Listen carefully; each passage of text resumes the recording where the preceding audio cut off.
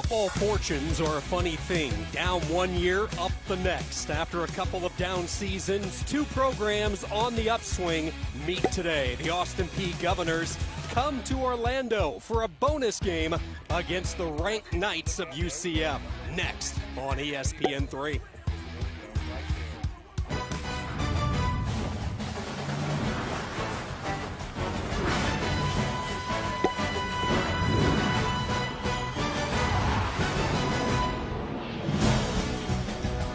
You're watching the American Athletic Conference on ESPN. Spectrum Stadium, the setting, beautiful Orlando, Florida. They love their Knights. UCF in the rankings for the first time since 2013. They look to remain perfect against the Governors of Austin Peay. It is a Florida twist in the American Athletic in the East. USF, UCF, both perfect. Could we be heading for a Black Friday showdown? A lot of work to do before then. And a pleasant good evening. Sean Kinney alongside former Florida State national champion Forrest Conley. Great to have you with us. Today, two programs who underwent major culture change, yet they share similarities. Both have second-year coaches. Both these coaches took on programs that were winless in 2015, and both have their eyes set on a special 2017. Well, both programs are trending upward. When you look at both coaches, they know what they want to do, and you see the response from the program, from the teams. These guys are playing very well.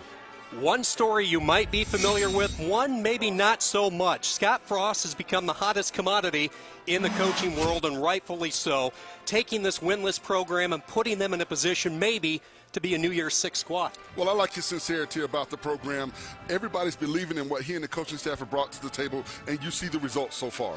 On the other side, a story maybe not so familiar. What a job Will Healy has done. Quite frankly, this was the worst team in Division I. They snapped a 29-game losing skid earlier this year, and now he has them in position to contend for an FCS playoff spot. Well, Coach Healy took the job that nobody else wanted, and you see the results. This team is trending upward, and they are working towards that FCS playoff, and you got to hope and feel good about the program and where they're going. Third all-time meeting between these two programs. The Govs have had a lot of fun here in Orlando the past couple of days. Kickoff coming up next.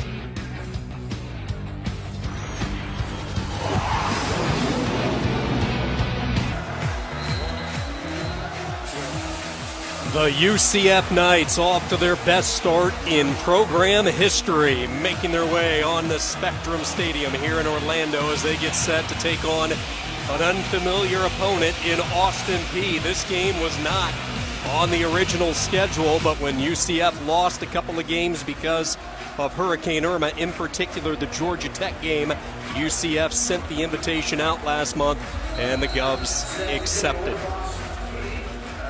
The Knights won the toss, and they want the football first. So we will see the highest scoring program in the country with the football to get the festivities started here tonight. Third all-time meeting, the first since the 1984 season. Logan Birchfield and Austin Peay, little pooch kick as he tries to keep it away from the dangerous duo for UCF, and the Knights will have good starting position. And an offense coming into this game, averaging over 47 points per contest, and they have been led by a young sophomore, the 19-year-old Mackenzie Milton. You should get a good look at Will Healy in his second year. 2008 Richmond grad. The 32-year-old was the second youngest coach in all of Division I football when he was hired in December of 2015. Very personable young coach, anxious for the opportunity. Milton, the 19-year-old, has put last year's up and down season in the rearview mirror. He has been dynamite, 16 touchdowns, just the 3 interceptions, a dual threat quarterback who can beat you in a number of ways. Official spot is the 34-yard line. First and 10 for your Knights. Starting quarterback, number 10, Mackenzie Milton. First down, UCF. From the 34-yard line. Adrian Killens will be the running back. They bunch up the formation. Traquan Smith to the bottom. On first down, Milton to the air, and he has his favorite target, Smith, on a short gain as he hauls it in around the 40. And these are the type of plays that UCF will need to have this afternoon. You want to get the quick passing game going. When you're playing against a 4-2-5 defense like Austin Peay brings to the table, you have to get rid of the football quickly. On second down, they will give it to Killens over the right side. Killens driving ahead about a yard shy of the first down. Hit initially by Malik Boynton, the nickelback. And Killens is one of our impact players. He's a definition of quick twitch. If we're even, I'm leaving. He's a shifty back that can take it to the house. And on the other side of the football, defensive end, Jason Williams, the most disruptive player for Austin Peay defense. He has the ability to make big plays and force the offense to know where he is at all times. Second straight carry for Killens, and it's a first down for UCF. Malik Davis, the active safety, tripping him up. Killens coming off his second career 100-yard game last week in the win against Navy. Pure speed. They run the option, look to Killens, trying to get to the edge, onto the Govs side of the field, and he is knocked out of bounds hard by Cordell Jackson, but not before he picks up close to first down yardage. And the thing I like about Killens' running style is he presses the line of scrimmage. When he gets the football, he's going north and south. There's not a lot of east and west with his running style. Movement before the snap. This will go on UCF. Look like Jordan Johnson, the center. Offense, number 66. 5-yard penalty, second down. This is a very experienced offensive line for us, and I know watching the film you enjoyed seeing these guys and where they have come compared to last year. Well, I like the tackles. They do a very good job of kick stepping, keeping that back foot back, and taking the 3 kick steps before they turn and run the defensive ends past the quarterback's level.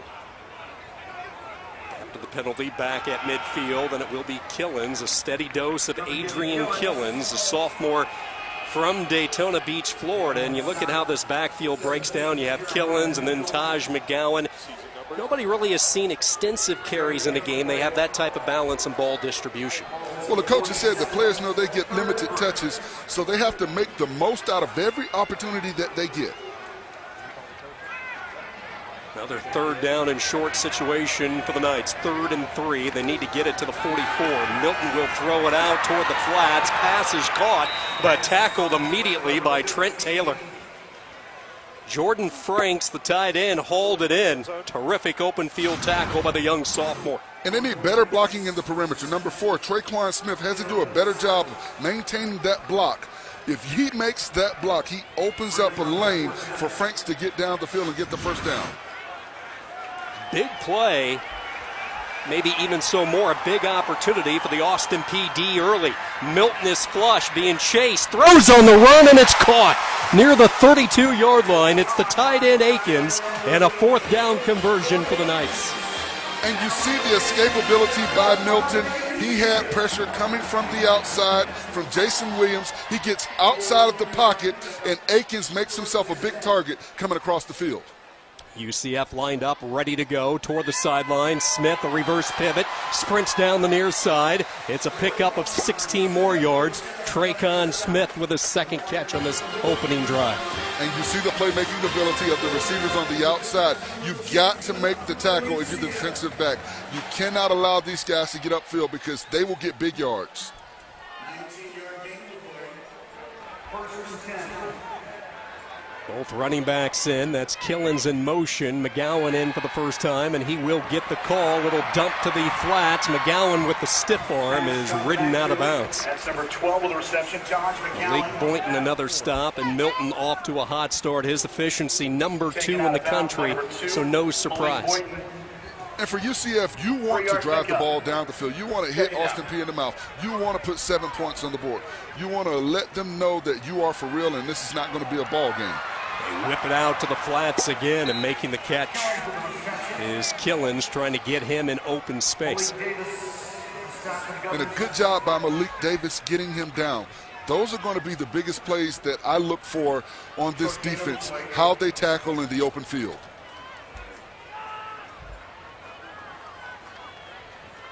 Milton has come out and hit his first 5 passes on this opening drive. 43 yards through the air, looking at another 3rd down, 3rd and 4. Empty set. Milton looks underneath, wide open, making the catch is McGowan. And then he blew a tire as he got ready to make a move. He'll pick up the first down. Could have been 6, but McGowan went down. And sometimes receivers get really excited when they know there's nothing but open field behind them, and I think that may have been what happened on that play. He stays on his feet this time, untouched over the left side, and the Knights are on the board here in Orlando.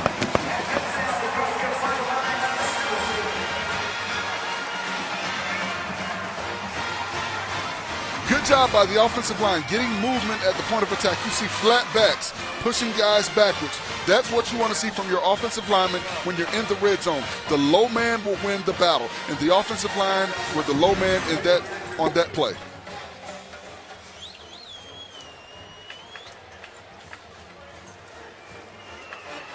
Matthew Wright adds the point after. Taj McGowan with his 7th rushing touchdown of the year.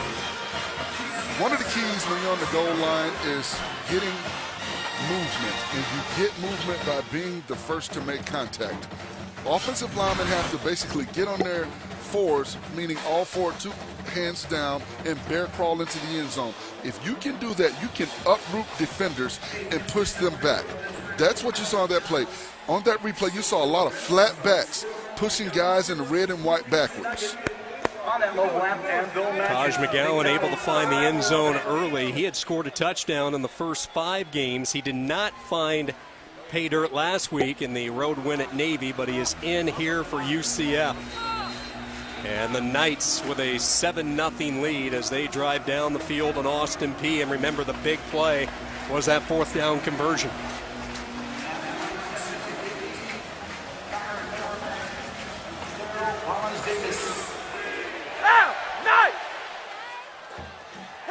From the 6-yard line, on the return, the veteran Kyron Moore scrapes up past the 20, near the 25-yard line.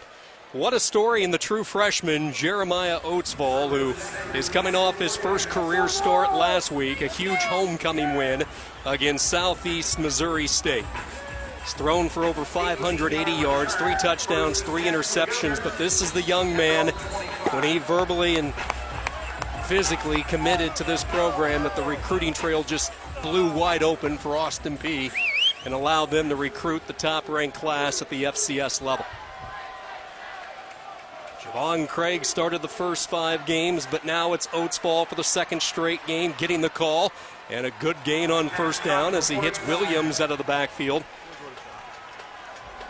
And a good job by number 4, Kyron Moore on the outside, blocking on the perimeter. That is key when you get the ball to your impact players. Kentel Williams has good make-you-miss skills in the open field. He's the team's leading rusher, and he has to have a big game for Austin Peay and the defensive line for UCF. They've done an excellent job keeping those offensive linemen off of the linebackers, allowing them to flow downhill and make plays all season. A lot of these zone reads, option RPO types look as they go up the middle for hard yardage, and that's going to be tough treading all night long against this aforementioned UCF front line that you talked about. Well, it's interesting, when we talked to the defensive coordinator, Eric Chinander, he said when he went into scouting report and game plan with this team, he told those guys, I can't tell you anything because these guys just move around. They have motion. They do more stuff than we've ever seen. So the team has to play gap responsibility and not worry about what you see. Oatsvall is going to throw for the first time, being pursued, and he settles underneath, making the catch. First down yardage, barreling ahead to the 47-yard line is the tight end, Elijah Brown. A little bit of confidence for the young freshman in the biggest spotlight of his young career. Well, I like what they're doing. They're moving Oatsvall outside of the pocket, allowing the plays to develop and giving him more time. And when you've got a quarterback that gets more time and confidence, because that's key in this ball game, how much confidence Oatsvall has when he passes the football. Out of the pistol, Oatsvall slings it. That's nearly a lateral pass right down the line and making a couple of defenders miss. Jumping inside the 40 to the 39 goes Kyron Moore. And you saw what Moore did on that play. He made the defender commit. Once the defender committed, then Moore was able to break it back into the inside and get positive yards. Watch more on this play. Watch how he lets the defender commit. Once he commits now, he gets to the inside and he gets positive yards. Good job by Moore on the outside. Austin Peay talked about the importance of staying on schedule, putting together some long drives to aid their defense. DJ Montgomery in motion, second down and short. They will keep it up the middle, and a huge hole opens up for Prince Mamadou. And watch the offensive line on this play. You see guys blocking their gaps. They're taking guys where they are going. They're not trying to redirect these players. When you look at this defensive line, they've got a 25-pound weight advantage. So for the offensive linemen to be effective, you take them where they're going as opposed to trying to direct them and let your backs cut off of you. They love their depth in the backfield for the Governors this year. On first down, they will go back to the ground, trying to sprint to the outside and getting to the corner. Down inside the 10, staying on his feet to the 5. Touchdown, Kentel Williams. There is a flag down.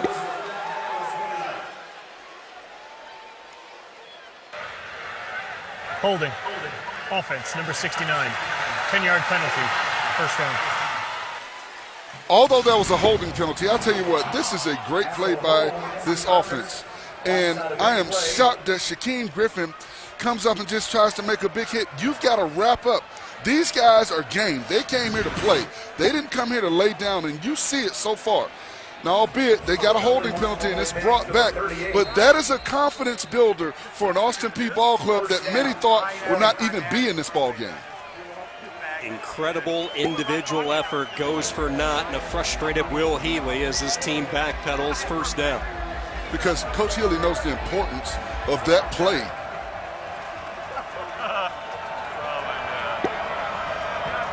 Two tight ends on 1st and 20. They move the pocket. Oatsfall running, still looking downfield, releases. No room to work as he overshot Garel Sumare.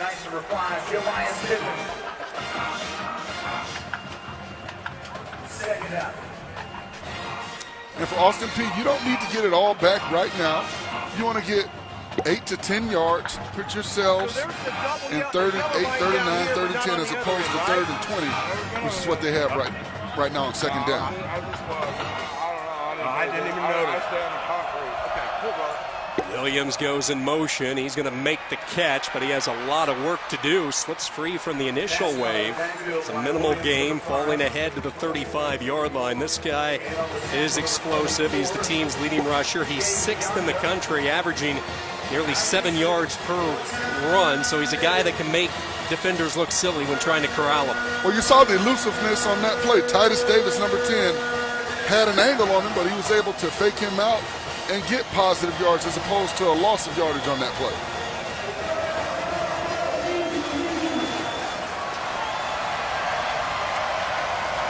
Austin Peay on 3rd downs this year, just 37%.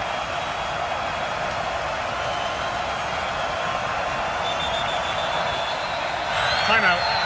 Austin Peay. Their first charge timeout of the half. 30-second timeout. Governors with some confusion. Will Healy burns the timeout. UCF out to the early lead, but Austin Peay looking for the counter. 3rd and long when we return to Orlando. 2nd and 6. 42. UCF out in front 7-0, but Austin Peay on the march. A touchdown nullified by a holding call, and Scott Frost hoping his defense can dial up a stop. And what was interesting, prior to that timeout, the linebacker and the strong safety bailed. UCF rushes 4. They're going to settle underneath, and it won't get much. Staying on his feet, still on his feet, popping out of the pile. Oh my, what a move by Williams, electrifying where he had no lanes to go. He turns it into a first down. And you talk about slippery. UCF, you've got to wrap this guy up. You see him break 1, 2, 3 tackles right here. Then he gets to the open middle and he stumbles forward to the first down. He was not going to go down. This is the type of fight that Coach Healy has instilled in this program, and you see why these guys are a contender for an FCS playoff berth, because they will not give up on a play.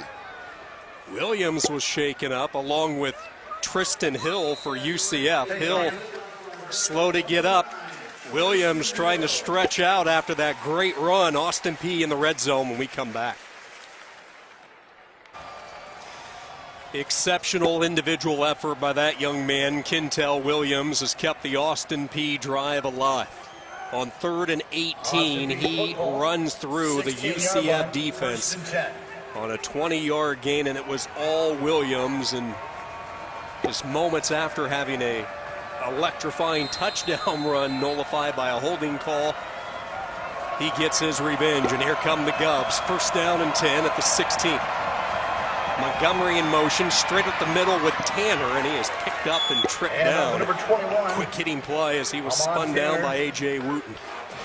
And one thing that I've seen so far are the backs from Austin Peay. They don't wait around. They get the ball and they press the line of scrimmage. They get it and go. And I like that about this offense. They're playing very aggressive. Red zone production this year for Austin Peay. Remember, this is the 3rd FBS opponent they've played this year. They lost to Cincinnati in week 1, then lost to Miami of Ohio. They go empty set. They'll put Williams as a receiver. Oatsball on the draw all the way, has nowhere to go. No lane opened up by the stingy UCF defense. Jasinski coming off a career-high 14-tackle game last week, the first one to sniff out the play. And although they did not get big yards, they went from it being 3rd and 4 to 3rd and 1. That's a big difference.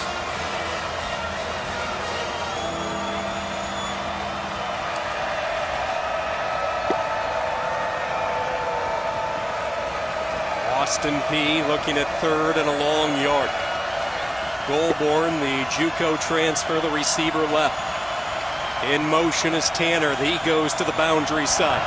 Oatsball juggled the snap a little bit, hands it off. Williams, 2nd and 3rd effort, and he did not get there. And young Will Healy faced with an early decision. What do you think, Forrest? 4th and a yard on the road, a heavy underdog. Well, great job by the defense getting penetration. Number 54, A.J. Wooten, pushed the offensive lineman back. But if I'm Coach Healy, you have nothing to lose. I say you go for it. You don't know how often you're going to get inside the red zone. You only need 1 yard, so you don't have to get the touchdown. You just want to get the 1 yard and get the first down and give yourselves 4 more plays. Javon Craig is checked in as the quarterback as they try to move this talented D-line. Craig will hand it off. 2nd effort by Tanner into the end zone for the touchdown. Ahmad Tanner and Will Healy and these Govs believing early. Well, right now it looks like UCF is sleepwalking because the effort is being given by Austin Peay. You see breaking tackles, running through arm tackles. They will not be denied. First Williams, now Tanner. A great job by this offense.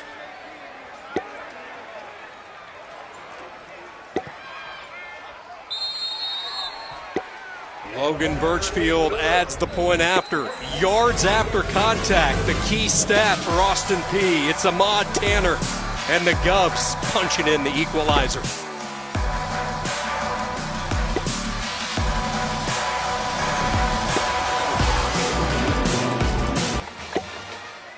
Austin Peay knew coming into this game that they had to control the time of possession. They had to put together some long drives and keep this high-powered UCF offense off the field. Mission accomplished after that first series. 12 plays, 75 yards, but most importantly, 6 minutes, 41 seconds off the clock.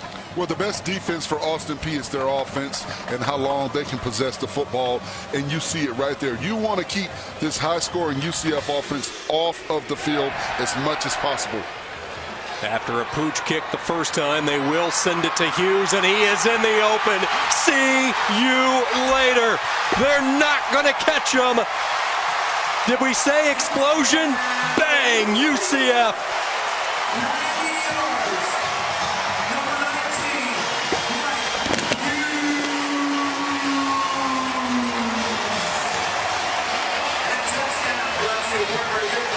And you talk about breaking momentum. Mike Hughes never broke stride on this play. You see him right here. He makes one cut right there, and he's gone. He never broke stride. He saw the lane, and he got going. And if we're even, I'm leaving. You're not going to catch him in the open field. He has been such a playmaker in his limited time on campus here at UCF. Remember, he arrived only 8 days before the first game. He fit right in the secondary. He's come close on some kicks and punts earlier this year. For the first time, he finds the space 90 yards on the return.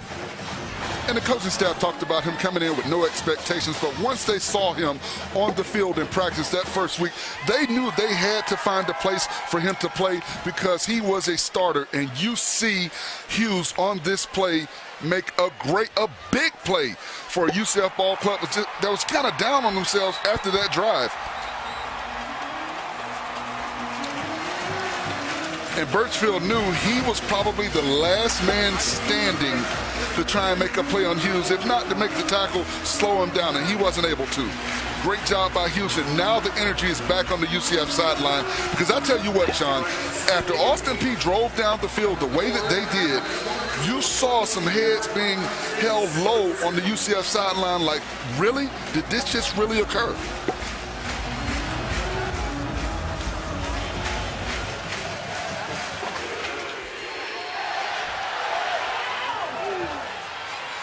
On the return, Kyron Moore trying to reverse direction, and boy, he is belted. Special teams hit coming from Collier. Let's go back to that last drive for Austin Peay. Well, it was a heavy dose of Williams and Tanner. Kentel Williams right here getting to the end zone. I thought Griffin did a poor job of wrapping up on that play, but this is the biggest play so far of the ball game right here. He was a spinning top. He broke several tackles. He stumbled to get the first down. You see, and then here you go, Ahmad Tanner, the in-between the tackles running back with power. Refuses to be denied and gets to the end zone for the touchdown for Austin Peay. They're in this ball game.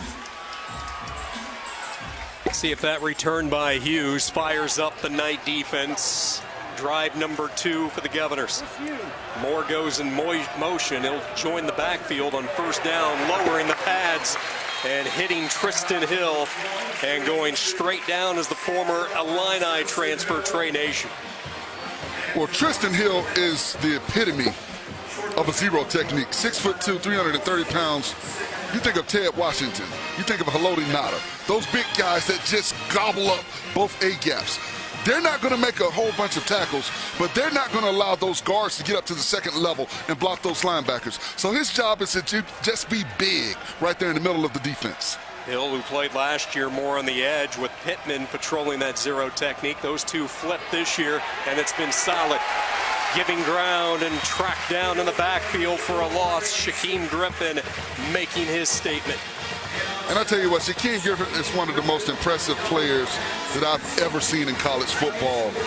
He doesn't allow, not having one hand to affect his ability to be a playmaker on the field. I love this kid and what he brings to the table and the motivation that he gives other kids that may have some difficulties dealing with, some birth defects or whatnot, and going out and making plays. He's a special, special player for this UCF defense. 3rd down and 10. Here they come. Griffin putting on the heat. Oatsvold had nowhere to go. He heard the footsteps. The American Athletic Conference Defensive Player of the Year had his sights set on the quarterback. And you see his ability to get up the field. They did not even have time to react.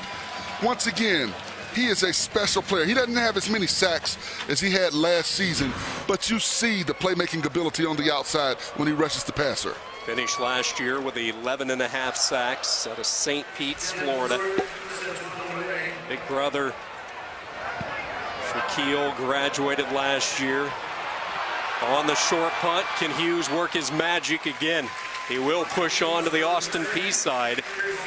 And a momentum change here in Orlando, all going back to that kick return by Hughes. Don't forget, coming up tonight at 8 o'clock Eastern, 5 Pacific on ABC or ESPN2, it's Georgia Tech taking on number 7 Clemson. Texas Tech squaring off against 10th-ranked Oklahoma.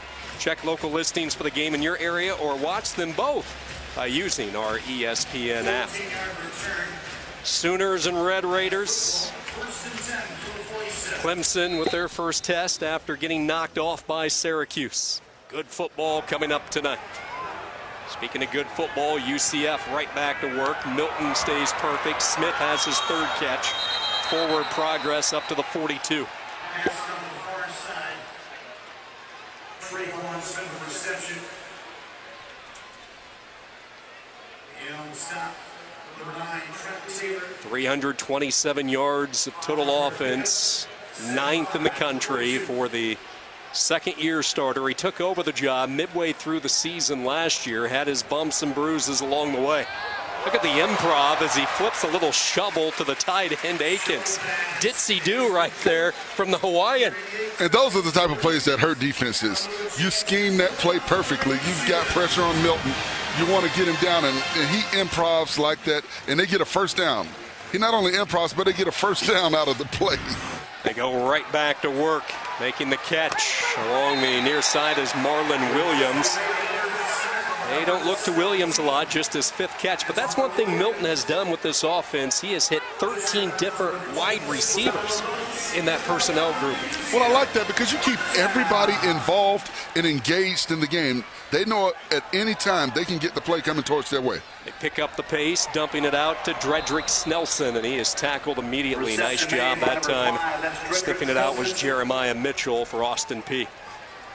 If you watch UCF, they're lining up on the football. It's not really a fast-paced offense, but they're lining up. They're not allowing Austin Peay to make substitutions. Sean Whittinghill, one of the defensive ends, trying to rush in. No luck. Milton with all sorts of time. Throws a BB. Smith makes the diving catch. 1st and goal, UCF. And a great job by Milton on the ball fake. He went through his progressions. He put the football where only his player could make a play on it. First quarter clock will expire, and 18th ranked UCF with the lead after 1 here in Orlando. The Knights in this high-powered offense ready to roll. Taj McGowan with the early blow. Williams on the counter. UCF by 7.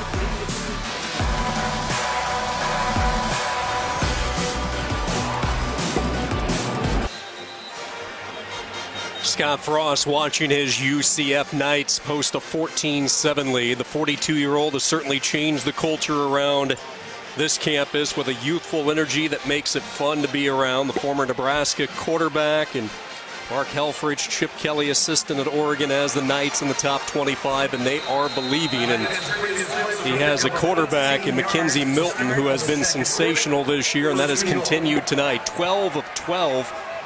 In that first quarter, they go to the ground with some power football, and McGowan stretching ahead. Touchdown, UCF. McGowan has number 2.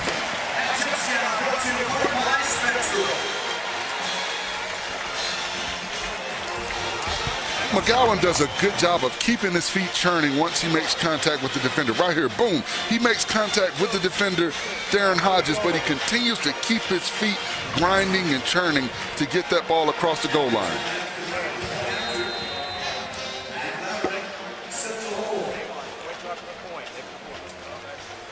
When I say go, you do your thing until I say stop. A short scoring drive for the Knights. They take advantage of the return by Hughes on the punt. Matthew Wright with the point after, and there's been a lot to clap about when watching this UCF team this year. Taj McGowan with a couple of rushing touchdowns in this first half. Knights up the ante in Orlando.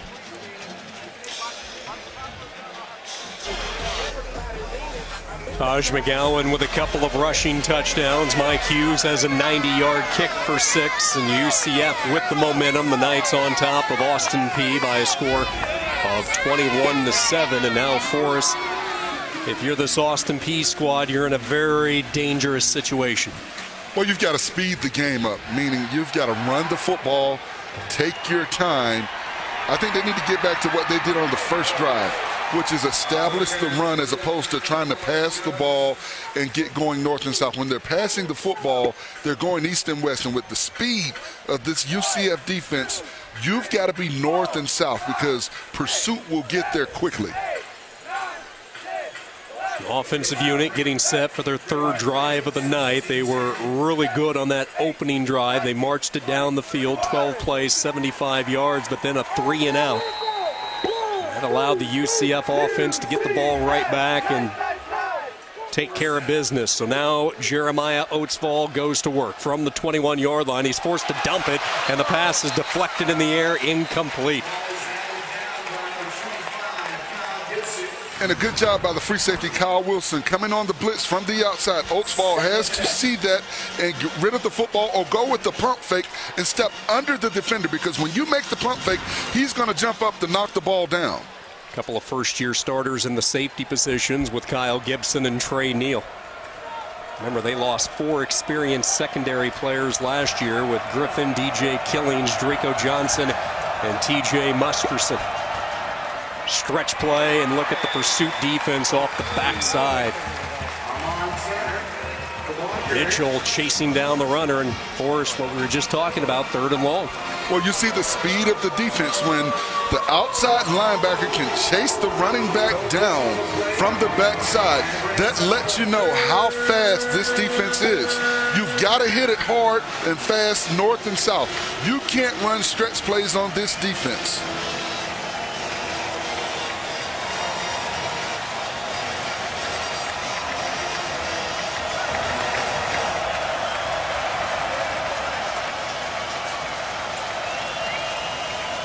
Third down and 10. They set up the tunnel screen, making the catches Moore, and he's into the open space. Moore to midfield. A foot race to the 30. Kyron Moore to the 20, 10, and he's tripped up. A touchdown saving tackle, but a perfectly designed play goes for big yards. And this is exactly what you do against an over-aggressive defense. Great job by the offensive lineman, number 69. Evolt had a key block on that play to spring Moore, and he ran out of gas. A good job by Mike Hughes to come from across the field and run him down. An injury for UCF, and it's Hughes who made that tackle. He is down, being attended to. And what a play by Hughes to run Moore down from the opposite side of the field. This is why coaches always tell players never give up on a play. If they're able to get a stop, that will be one of the biggest plays so far for this defense. But you see right here, Moore's in the open field, and he's giving it everything that he's got. Now watch, you'll see number 19 coming to the screen right about now, right there. And it looked like he may have just come down wrong on that play. Let's hope it's not a serious injury that he can get back into the ball game. But a great job by Hughes, never giving up on that play and coming from the other side of the field to make a touchdown-saving tackle. 74 yards to Kyron Moore, the team's leading receiver. He was an all-purpose machine last year. Big round of applause for Hughes. He's able to walk off on his own power, and he is a key cog not only on the defensive side of the football, but in that special teams game and the return game for UCF, as we've already seen here tonight. But the big play has Austin Peay in business. On 1st and goal, it's Tanner straight up the gut, diving ahead, 2nd and 3rd effort. Ball might have popped out late. They're going to say just shy of the goal line, 2nd and goal for the Governors.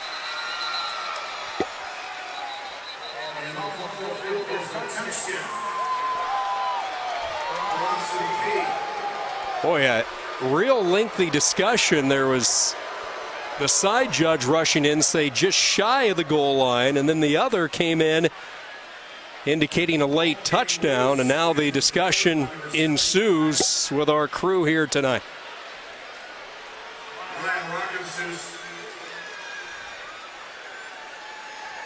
And regardless if it's a touchdown or not, I'm impressed by this Austin Peay offensive line and the offense as a whole to line up on the 5-yard line and run it straight at this UCF defense. No fear whatsoever from this ball club.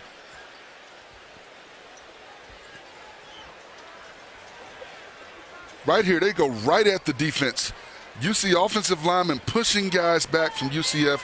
Now let's see if he's able to cross the goal line. Oh, that ball popped free. You see the ball being bounced around. Tanner lost it.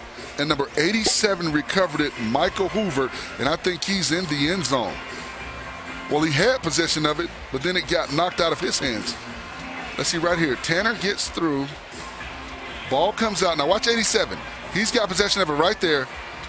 He gets popped. And then he lost the ball, An offensive lineman covers it up, but the ball is across the plane. That's the key. The ball is across the plane. Number 75 recovers the football, Ryan Rockensous, and the ball is over the plane. I think this is going to be called a touchdown.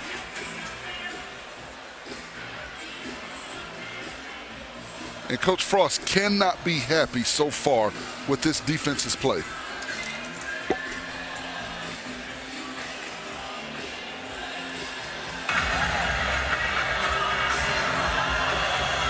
We're putting him short.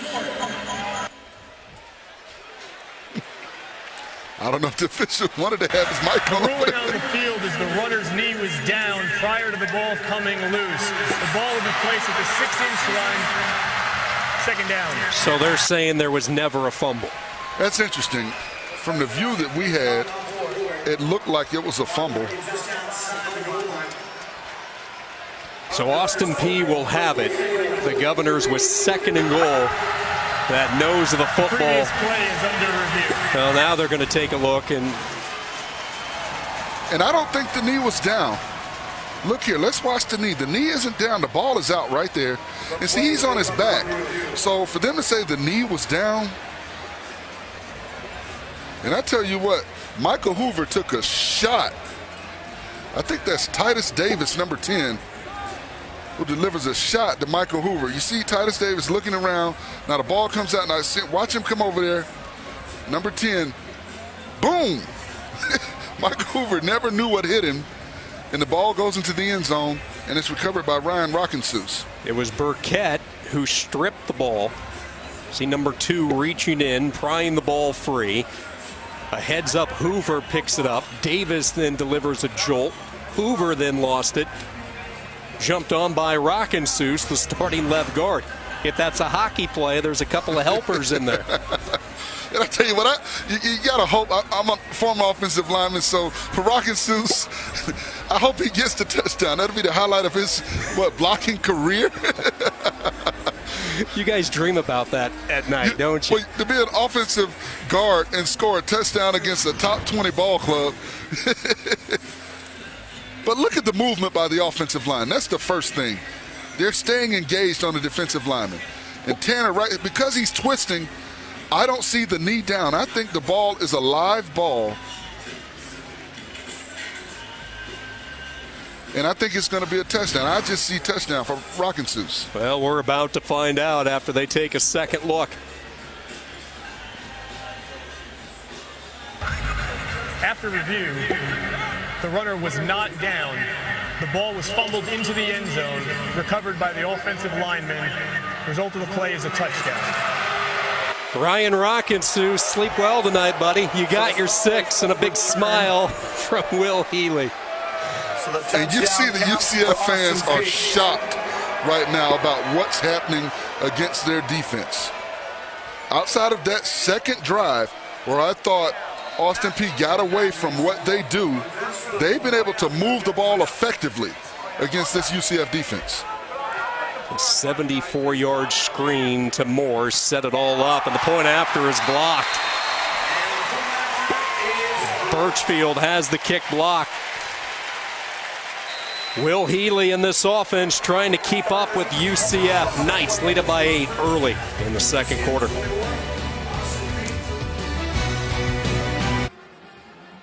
All ESPN coverage is streaming live on the ESPN app. Download now and take ESPN everywhere. Both of these young coaches inherited messes at their respective universities. Both teams winless in 2015. Scott Frost has UCF into the top 20. The Knights playing solid football, and Will Healy on the left. Nobody expected this from Austin Peay this year. Entering this season, 27 consecutive losses. That was the nation longest active streak. They snapped that after their first 2 games this year. And now sitting 4-1 in the Ohio Valley, and an onside kick, and they can't track it down as the ball goes out of bounds. Oh man, they came here to Orlando to have some fun, play loose, and they're doing that in this first half. Well, it all started with the Disney trip, and you see these guys are just enjoying themselves and having a really good time. Go back to this last scoring drive for Austin Peay, and it was the 3rd and long, and the screen to their playmaker, Kieran Moore.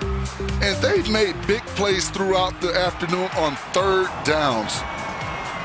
And Tanner right here powering through. Although he fumbles the football, it's recovered by the left guard, Ryan Rockensus. But one thing that I've seen throughout this afternoon is a lot of broken tackles. About 15 broken tackles so far by the rushing attack of Austin Peay. So the onside kick will give UCF the football in great real estate at the Austin Peay 45-yard line. Frank's the tight end in motion on 1st down. They will run to the boundary side. It's Cordarian Richardson, the big bruiser, the former Mr. Tennessee all-football performer. He's a 250-pound body, the freshman from Memphis. And he is a load to bring down. And when you talk about a guy that big that can run a 10-600, when he gets going downhill, I don't think anybody wants to step in front of him. Run that fake dive and then go with the option, and getting to the corner is Richardson, and he just barrels into a couple of defenders. This was a guy the coaches told us about in the meetings yesterday, somebody that's working his way up, and he was going to get some key calls as we move into the month of November. A lot of confidence being built in him. And with this size, he reminds me of a back that I played with named Peay Williams. One of those big guys that has a lot of speed and can knock defenders over. 3rd straight carry for Richardson, and I like what Scott Frost and Troy Walters are doing on this offensive drive. That's playing physical football, letting their offensive line initiate the contact, and then letting the big bulldozer get the job done. Nothing fancy about this. 2nd down and 4. Milton's going to throw, trying to stay perfect, in and out of the hands of Akins. But here comes a flag. Malik Davis with some contact prematurely.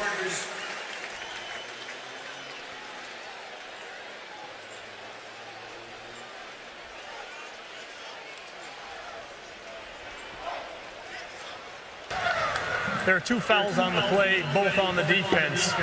Pass interference, defense, number 1. That penalty is declined. Personal foul, roughing the passer, defense, number 90. Half the distance to the goal, automatic, 1st down. That's the Ohio Valley Conference sack leader with 8.5 sacks this season. Jason Williams getting there a little late. And Milton does a good job of standing tall in the pocket. The roughing the passer is declined. Pass interference is accepted. 15 yards, 1st down. And Williams has to understand you can't take a free shot on the quarterback. Milton had released the football on that play. I know you're anxious to get to the quarterback and make a play, but you've got to pull up when you see the quarterback without the ball in his hands. Williams is only a sophomore. He's grown into the leadership role of that defense. Tremendous talent for Austin Peay. 1st down and goal, UCF. They will go up the middle with Richardson, and he is hit at the line of scrimmage. Nowhere to go. And a good job by Jeremiah Mitchell navigating through all of the scrum and finding the back and getting his arms around his legs and getting him down. You don't want to go running in high when you've got Cordarian Richardson with the football. Davis and Smith, the 2 receivers to the top. Milton looked that direction initially, comes back near side. He hits Richardson out of the backfield. Again, it's Mitchell shadowing the big back, and it will be 3rd and goal.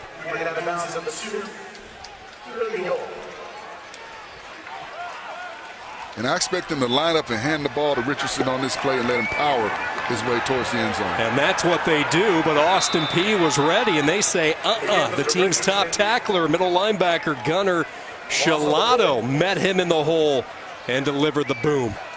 And a good job by Joel Pace to stay on the offensive lineman, number 71. You watch him break in and find a gap and get in there and allow Shalado to get around him to make the tackle. Former walk-on who was second in the country last year in tackles in Shalado. 20-yard attempt. More than a chip shot for Matthew Wright. 6 of 8 on the season. Officially from 20 yards, kick on the way, and it is good. It's a moral victory for Will Healy's Govs. They hold UCF to 3. The Knights, in the meantime, extend the lead early on, second quarter.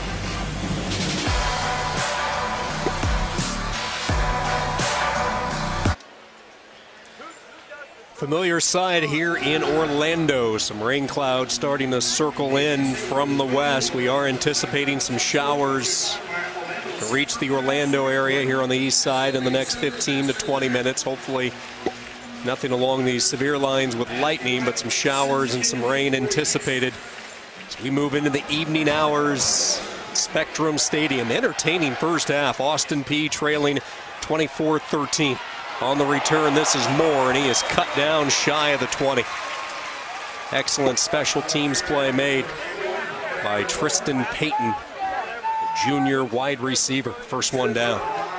I'll tell you what, Sean, what should not be overlooked is this UCF defense played against that triple option offense of Navy last week.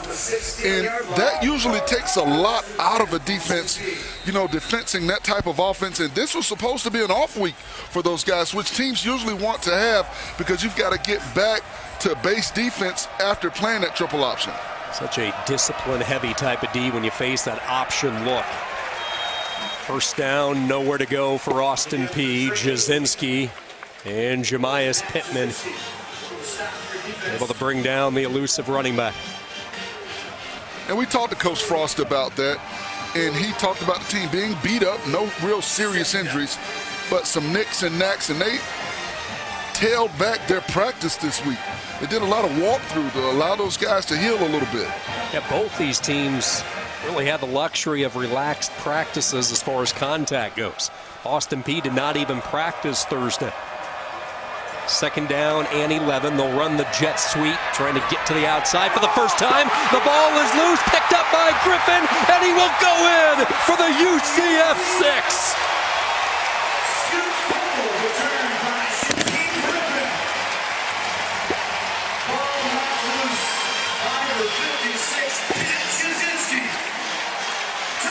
I tell you what, he's one of the more special players in college football with his ability to always be Johnny on the spot. You see him on the inside right there, but because he's pursuing the play, which a lot of defenders don't do, he's able to be there to scoop the ball up and get to the end zone. And I love the lean as he crosses the goal line.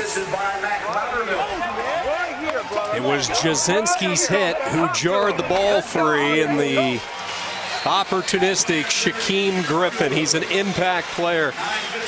The American Athletic Defensive Player of the Year a season ago. And the fumble return for 6, and UCF back in control. And coaches always talk about pursuing the football. If he's not pursuing the football, he's not there to make that play.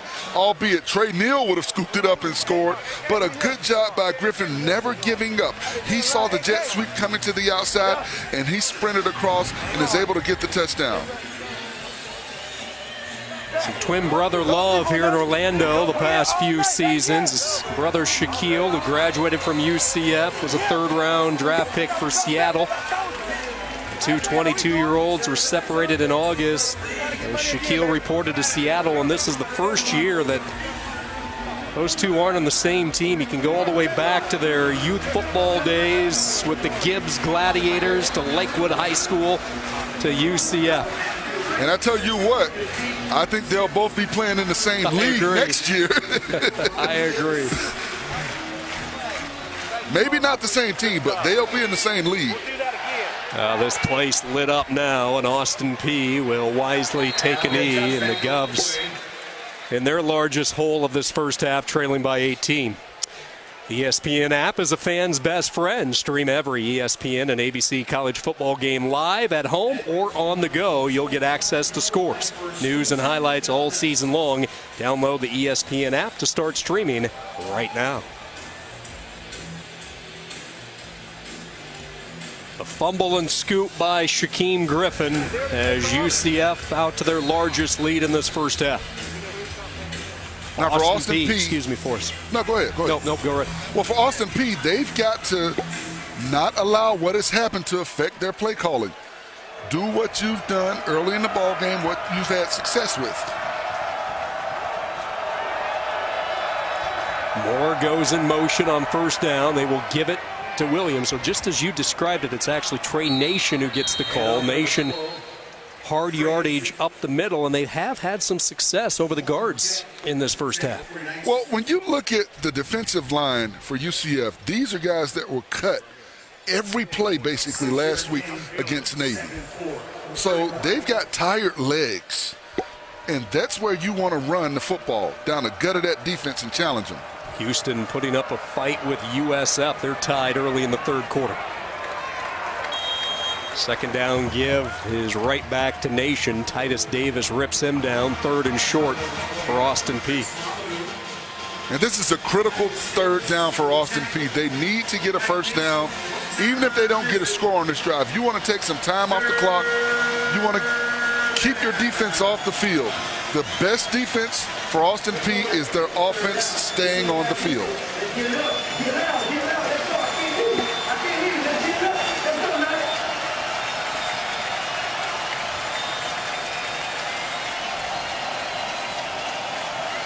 Play clock to 10. Oatsvall sends Nation out of the backfield. It's a draw all the way. And diving ahead for first down yardage is Jeremiah Oatsvall. And a good play call by Austin Peay. They went with an empty backfield, spread the defense out, and went with the quarterback draw. There is an injured Gov on the field as Oatsvall heads to the sideline to do some chatting. It's like one of the linemen down for Austin Peay.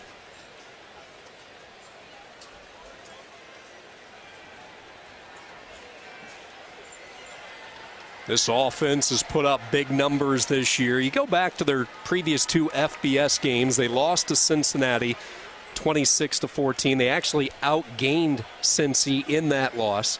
Came back the next week, lost to Miami of Ohio 31-10.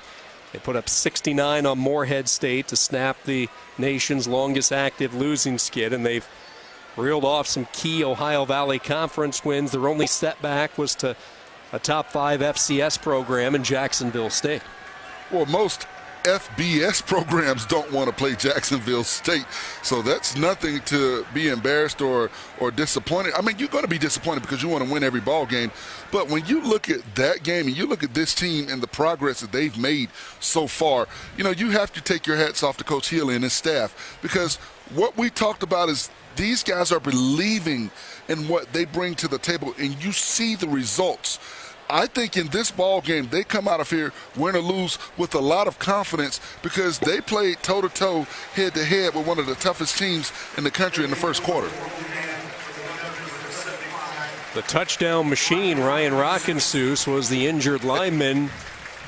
He was helped up by his coach, and let's hope he is all right. And that's the biggest fear in a game like this.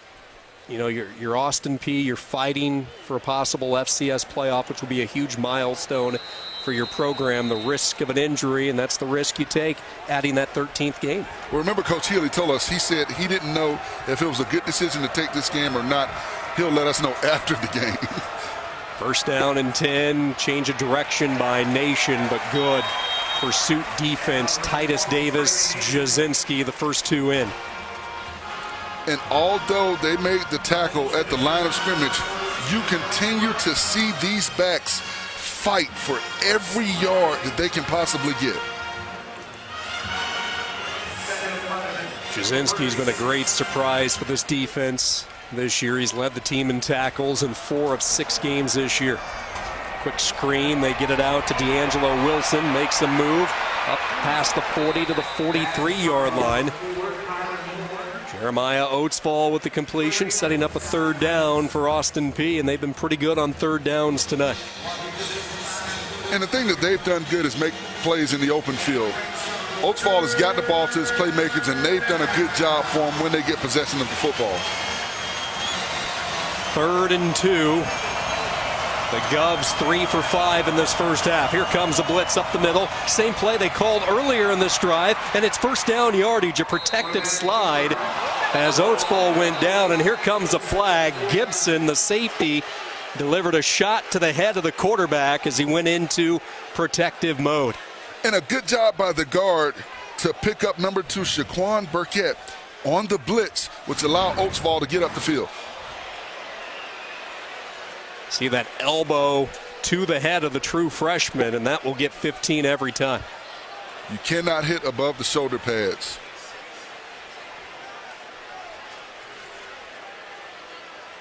But this play all started with the offensive lineman recognizing the blitz coming from Shaquan Burkett and getting a key block, allowing Oatsville to react.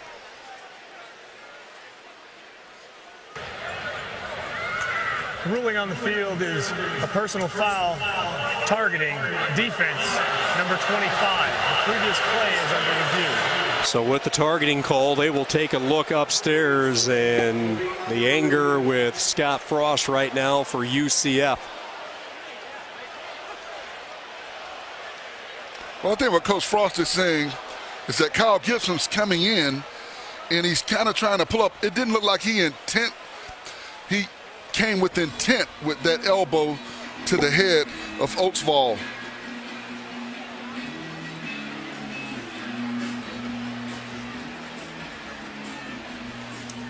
It's a judgment call. After review, the ruling on the field of targeting is confirmed. By rule, number 25 has been disqualified. So Gibson is done for the night. Now, if you're UCF, the only good news is he won't have to sit out the first half of next game since it happened here in the first half. But he is lost in that back end of the secondary. And I understand the call, but I also understand Coach Frost's frustration, and you see the result. He's got a sideline penalty to go along with. After the play, unsportsmanlike conduct on the head coach of UCF. It's a 15-yard penalty. Automatic first down. That's the head coach's first unsportsmanlike of the game. So you're talking about a 35-yard play here. And I understand Coach Frost. UCF. I understand Coach Frost's frustration on this play because Gibson is coming to make a play, and it didn't look like he intently went for Oatsville's head. But when a quarterback is sliding, these are types of things that happen. Frost upset. He was upset from the get-go. He just kept pouring it on. And the unsportsmanlike penalty was tossed. And those last few words, and they could not get the flag out quick enough. So Gibson heads to the locker room. He is done. The safety, the starting safety, the redshirt junior, is done. So guys like Richie Grant, Collier are going to have to step up the rest of the way for this defense. And Gibson is the best defensive back in run support for this ball club. So will he be a key loss is yet to be seen. But now you've got to depend on your defense to step it up a notch from the defensive line and make plays. And you see Griffin trying to pump the crowd up, get himself pumped up. I think he's going to be a key player the rest of this ball game like he's already been early. Ahmad Tanner is the running back. He flanks Oatsville to the left. It will be Tanner who gets the call up the middle. 3-4 hard-fought yards. And that last sequence of events has maybe awoken a sleeping giant, in this case a sleeping knight, here in this UCF defense. Well, let's see what kind of energy they come with. If they can stop Austin Peay and hold them to a field goal attempt, I think this is a win for the defense. Austin Peay offense is not back down. It's been a gutsy first half performance from the true freshman, making just his second career start, Jeremiah Oatsville. 2nd and 8. And a timeout called just before the snap by Austin Peay. Prior to the snap, Timeout, Austin Peay. It's their second timeout of the half, 30-second timeout.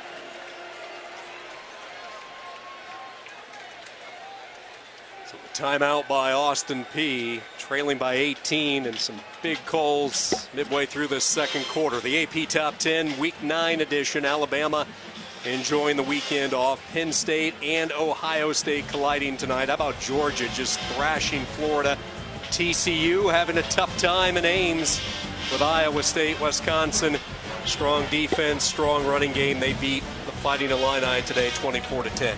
Well, Georgia's making a statement. This is a ball club that has played well throughout. This is the one ball club in the SEC that everybody thinks can challenge the mighty and powerful Alabama Crimson Tide.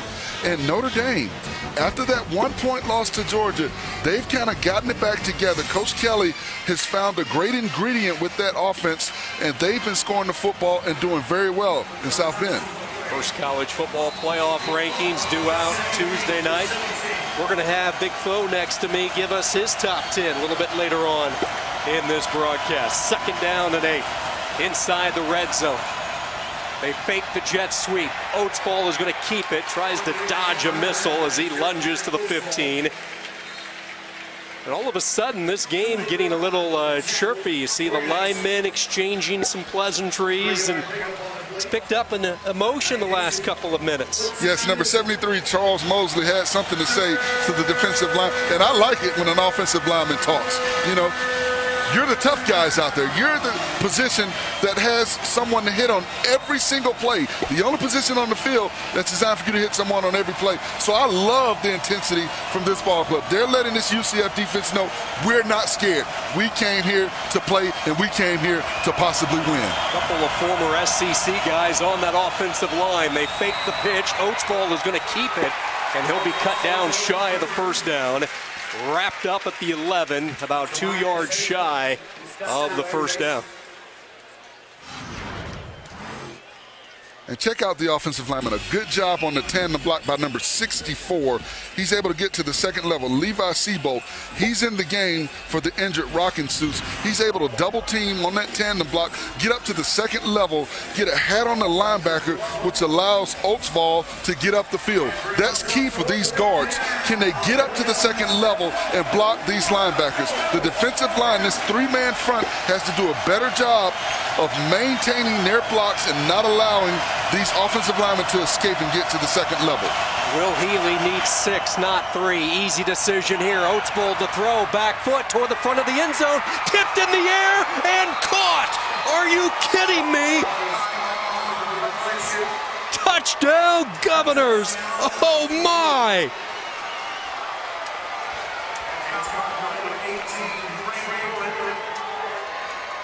And they just played tip drill out here with the football. I thought Oatsvall was going to go underneath to his tight end.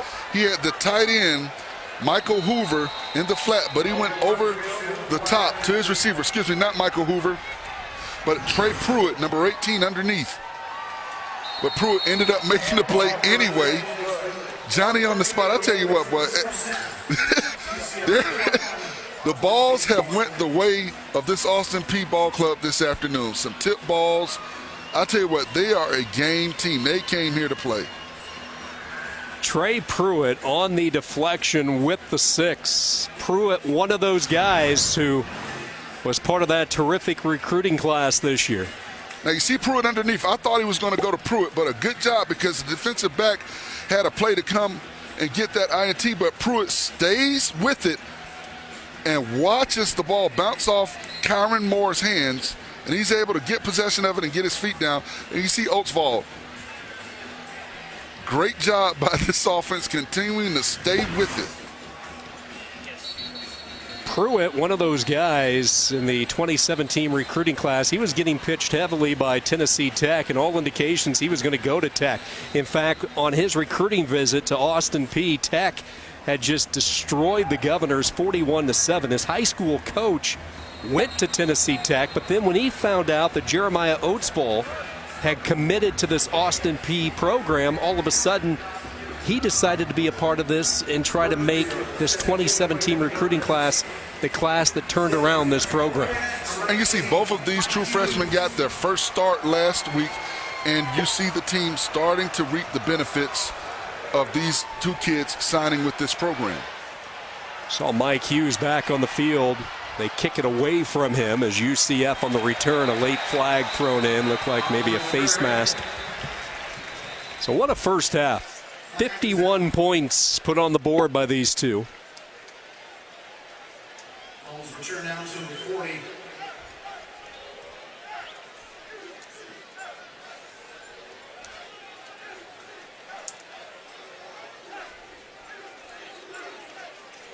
Return man was number 27, Richie Brent. During the return, personal foul, targeting. Kicking team, number 21. Previous play is under review. Our second targeting call here in this second quarter. So they will go upstairs to take a look. Scott Frost has cooled down after the initial targeting call that saw his safety Kyle Gibson get disqualified, and now on the return.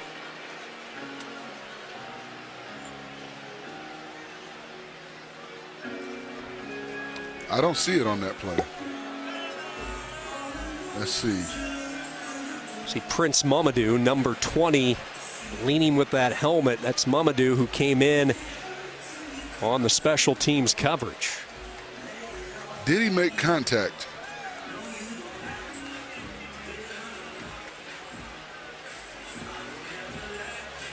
It almost looked like he grazed the ball carrier and didn't make direct contact on that play.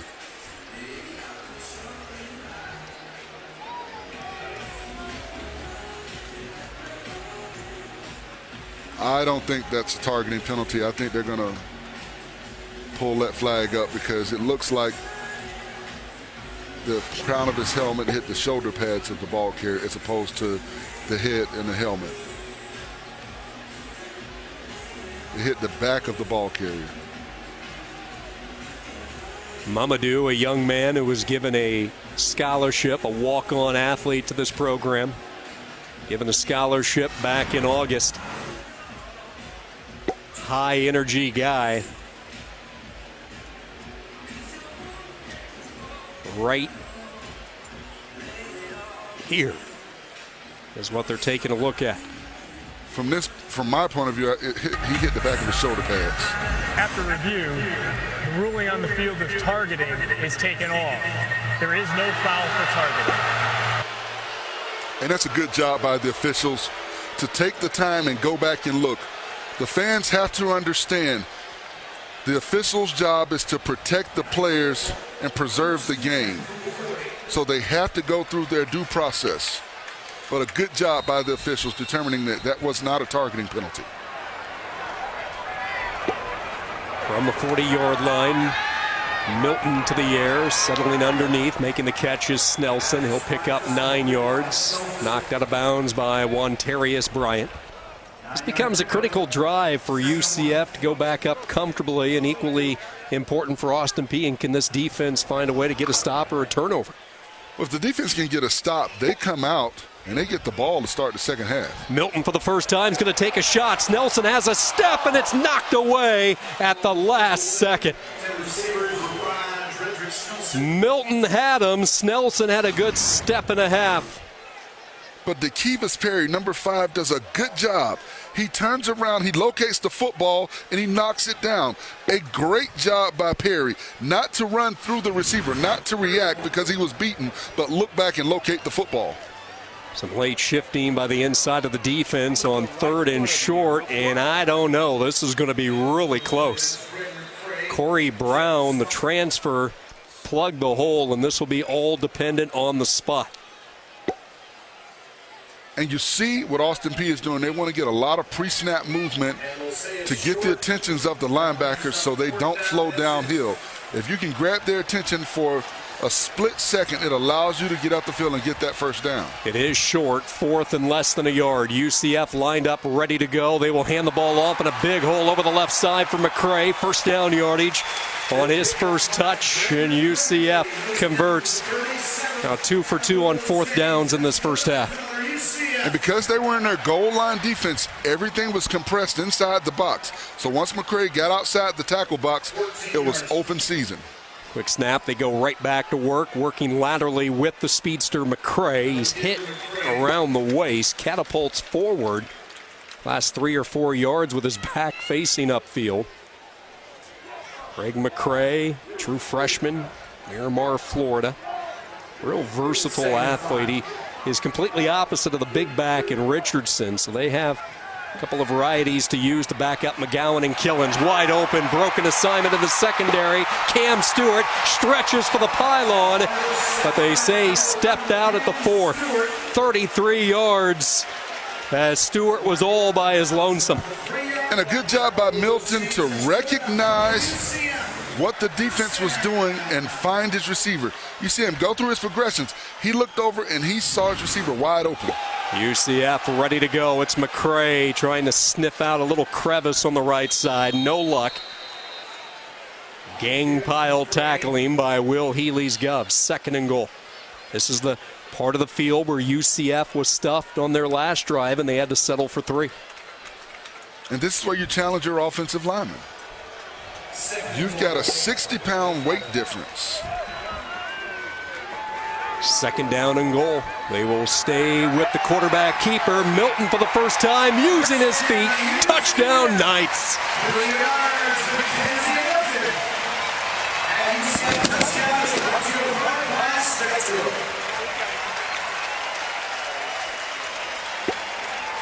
This kid plays like a senior, doesn't he?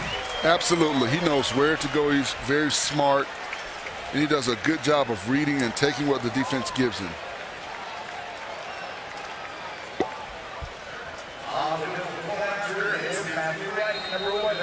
$60-yard drive, 8 plays, a little more than 2.5 minutes off the clock, and UCF has put up 38 in this first half. We shouldn't be surprised.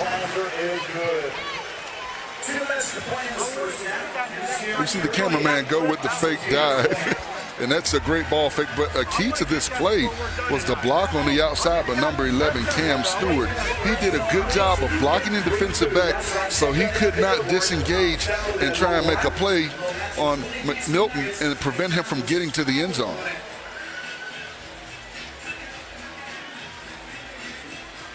A lot of talk the last couple of weeks with Scott Frost and his name popping up for the job he has done with this program. And you just go back to his playing days, and he had the chance to play for legendary coach Bill Walsh. He started his career at Stanford before transferring to Nebraska and then playing for Mr. Class himself, Tom Osborne, a college football Hall of Famer. He won a national championship with the Huskers. Then he spent some time in Oregon under the guidance of Chip Kelly. Mark Helfrich, a wealth of experience at the young age of 42. Well, the mind of Bill Walsh and what he brings to the table.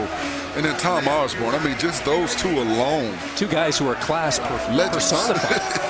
First-class guys. Well, the tutelage that you get from those guys, you can't pay for that. On the return, slipping free goes Moore. Kyron Moore, a foot race to the 30.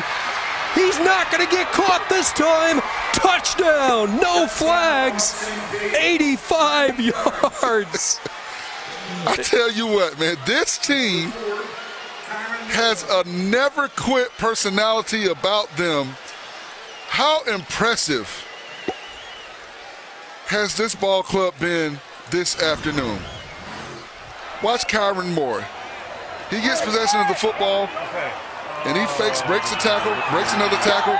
Then he gets to the outside, and a good job by his teammate running down the field with him, making sure no one is able to run him down from behind. Darrell Rollins Davis, number 14, did a good job of tailing him to make sure a defender wouldn't be able to get to him and trip him up. Extra point good, but there is a flag, so we'll wait and see. Offside. Defense, number 20. Penalties declined. Try is good. Well, Will Healy was excited to take his team to Disney World. One of the first spots they hit was the Magic Kingdom on Thursday, and this first half kind of has a Disney feel type of movie to it. We've seen a kickoff return for 6. We've seen a touchdown for Austin Peay on 2 fumbles that was recovered by a big lineman. We've seen a tip pass caught by Trey Pruitt in the end zone. It has some Disney magic in this first half.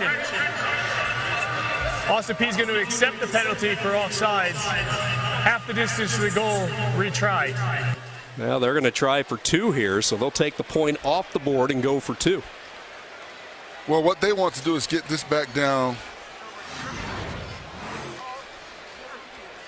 And you see Healy, you see the energy, and I think that's a reflection of his ball club, the energy that he brings to the table. But for Austin Peay, they want to get it back down to 10 so they can be a field goal and a touchdown, an extra point away. So when you get the opportunity to move the ball a little bit closer to the goal line to attempt a 2-point conversion, you have to take advantage of it. They go pistol with Tanner. They'll switch the 2 tight ends, and for the first time, Oatsbold's going to duck in under center. Unbalanced left for this 2-point conversion. They run to the boundary side, trouble with the pitch, and then trouble with Burkett. And the 2-pointer is stuffed. And I don't like that play because you allow speed to take over. We know that UCF is a much faster team than Austin Peay. They tried to do a little bit of pre-snap motion to get their defense's attention, but when you pitch the ball out horizontally, you don't allow yourself to get vertical. And with this speed on this defense, you've got to be north and south. Will Healy served 7 years as an assistant coach at Chattanooga. He helped Russ Huesman restore pride and glory back to that former FCS power. In fact, he went from his playing days at Richmond. Remember, he won a national championship with the Spiders in 2008 at the FCS level as a quarterback, just like Frost won a national championship with Nebraska. So you talk about the similarities and both these young, promising coaches in year 2 with these programs on the rise up. Tremendous recruiting classes, some of the top recruiting classes in the country when you compare it to their respective levels, and we mean FCS, FBS in this case.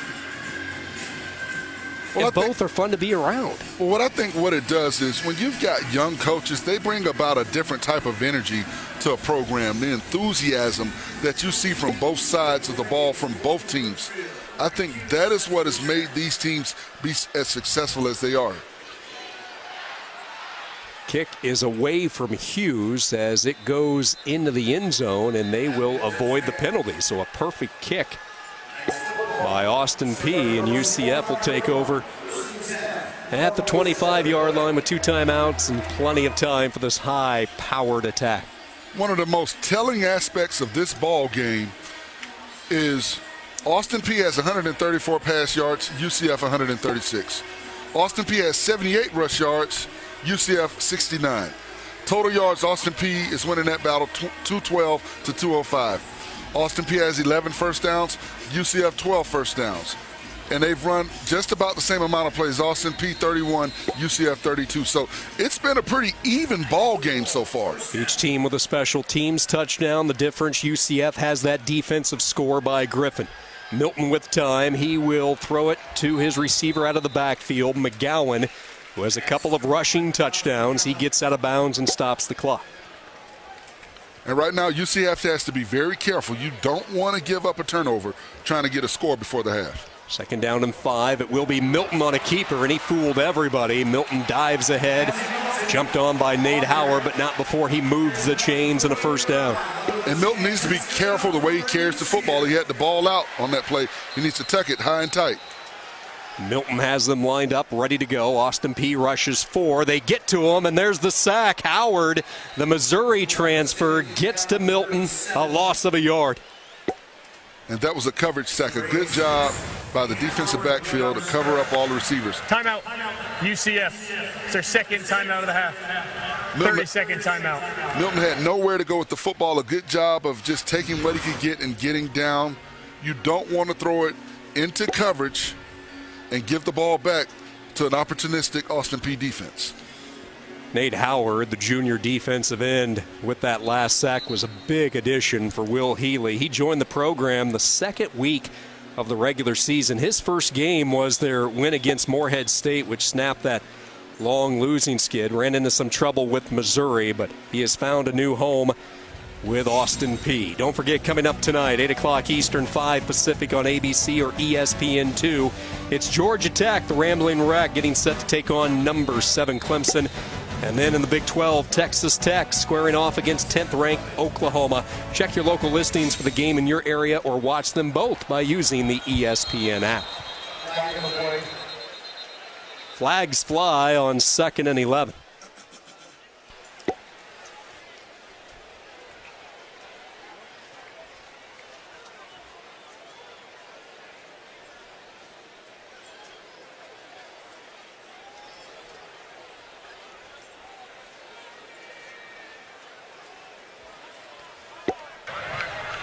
Offside.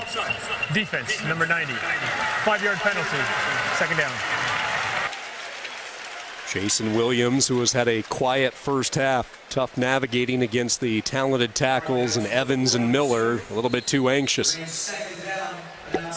Penalty takes it to the 42-yard line, 2nd down and 6. UCF with 1 timeout. Snelson cuts in motion, play fake to McGowan, and a little lateral pass back to McGowan, and he will be escorted out of bounds.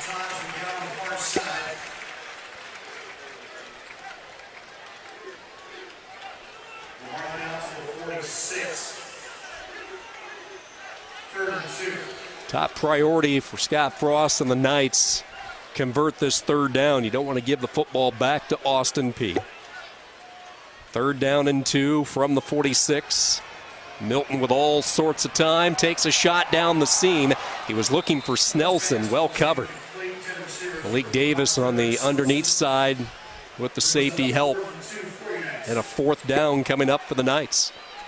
And I don't like that play. I think you try and get the 1st down, then you go over the top. You've got 2 timeouts. You get the 1st down, get you a new set of downs, and you try and go over the top. Now, because they did not convert on that 3rd down, you've got to give the ball back to Austin Peay. And special teams has been an issue throughout this afternoon. Kyron Moore awaiting the kick back at his 15-yard line. First time Mac Loudermilk's services have been needed tonight. The junior out of Valdosta, Georgia. Beautiful kick. High spiraling kick. Fair catch signaled for at the 12. It's a 46-yard punt, and Austin Peay will have it deep in their own end. And Forrest Conley, how aggressive do you play it if you're Will Healy in the 1 timeout? For Coach Healy, all afternoon it's been why not? Why not go for it? Why not go for an onside kick? Why not come in with the idea we're going to win this football game? So I say, with 1:03 left, why not try and go for another score before the half? You have nothing to lose and everything to gain in this ball game if you're Austin Peay. Remember, they hit a tunnel screen for 74 yards around this same neighborhood earlier in the game. Oatsfold on an RPO is going to take the R portion of it. He'll dive up to the 20. Looked like he was going to let it go, but then decided better. And I thought Oatsfold could have got more yards on that play. He did the smart thing that you want your quarterback to do, but with not a lot of time left on the clock, you've got to get every yard that you can on every play. Again, the RPO, and he floats, and it's intercepted. An ill-advised pass. Titus Davis, the pick, looking for that 2nd defensive score. A flag thrown. Davis marks shy of the goal line. Now, how horrible would this be if the penalty is on the defense? Is it holding on the outside on the defense? This is a critical call right here. Those are the dangers when you're trying to get scores. And there's not a lot of time left on the clock.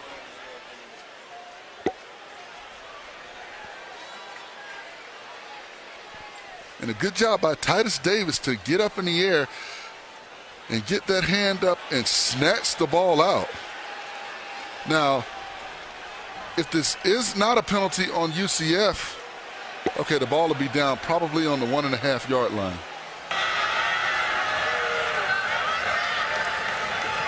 Ineligible receiver downfield. Offense, number 69.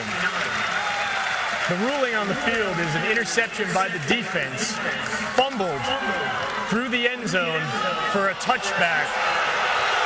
First down, Austin Peay. I want to take another look at that because I don't know if his left knee was down before the ball came out. Let's take another look. Now right here, Titus Davis does a good job of snatching it out the air.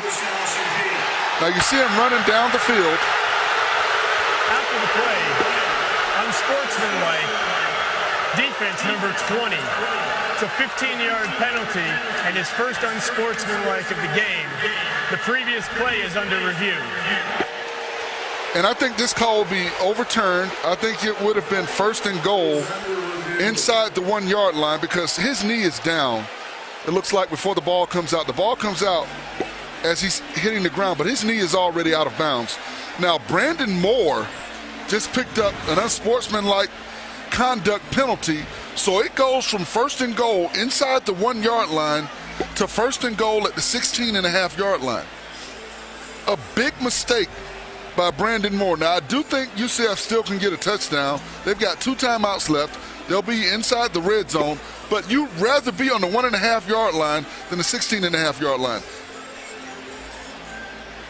Youthful mistake by Brandon Moore, who came up clutch last week, had a big play late in that game to seal the deal against Navy. He's been a tremendous freshman in that back end. See the dialogue with Moore on the Austin Peay sideline. Moore just kept talking. I tell you what, he's in the field of play. The Austin Peay team is in the field.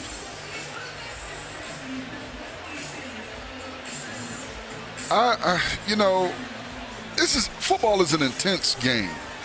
Guys are talking and playing with intensity. Now, I don't know exactly what he said, but I don't like the call.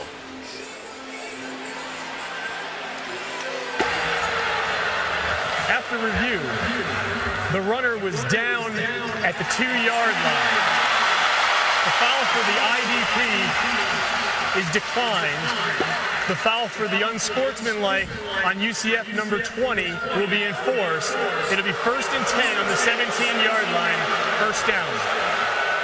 So it's actually 1st and 10 as opposed to 1st and goal, but you still go from the 2 yard line to the 17-yard line. Here's the overturn, and you see Davis with that left knee clearly out of bounds before the ball popped free as we originally thought. And once again, a good job by the officials going back and making sure it was the right call. Well, Forrest, the why not quickly became should not there. Or why. Why? That's not why not, but why did we try that? First down, pressure off the edge, the throw toward the end zone. Did Smith hang on? He did. He's shy of the end zone. Pretty tight coverage there. Great concentration by the veteran of the receiving corps. 1st and goal, UCF. And I think he's going to get roughing the passer. Holding. Offense, number 66. 10-yard penalty. First down. And I thought they got away with one on that play, but once again, that's why you don't want to get that unsportsmanlike conduct penalty, because when you're outside, you're forced to throw the football. You see the left tackle right there. He grabs the defensive player, but see right there, I thought that could have been a low hit on the quarterback as well and be offsetting penalties. Austin Peay got away with one on that play. 5 penalties, 51 yards. Milton looking to take a shot, floats back of the end zone, double coverage. Snelson ends up with it, but was he in bounds? No. They say out of bounds as he took that ball, went up and robbed it from 2 Austin Peay defenders. Watch the right foot. Did the right foot get down? He's got possession. That's a touchdown. That right foot got down. He held control of the football. It did not move when he hit the ground. A great play. That is an awesome play between 2 defenders. Watch that right foot right there. and the ball doesn't move, he finishes the process of the catch. I think when the officials look at that, that'll be a touchdown for Snelson. And you talk about a highlight catch in a turn of events in a ball game. What a play by Snelson, and a great throw by Milton. He had bracket coverage on that play, and he's able to get up between two defenders, concentrate on making the reception and getting that right foot down. And you see Milton like so close. But I think you got it, Milton. That was a great play and a great pitch and catch.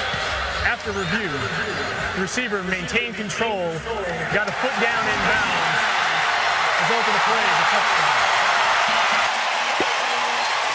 And that, Sean, may be the turning point of this ball game.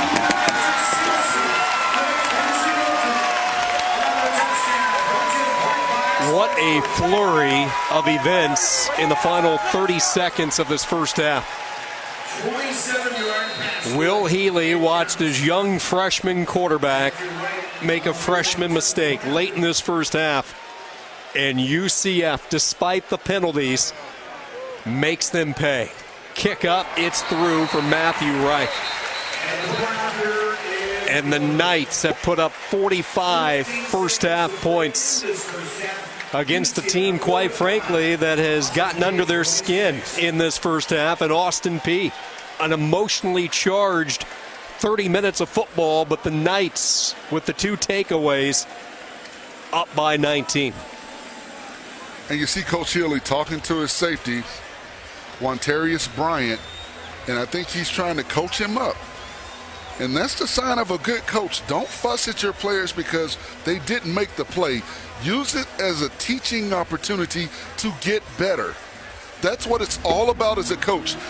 Getting your guys and getting the most out of them and getting them to be as good as they can possibly be and teaching them on every play. I love what I see from Coach Healy.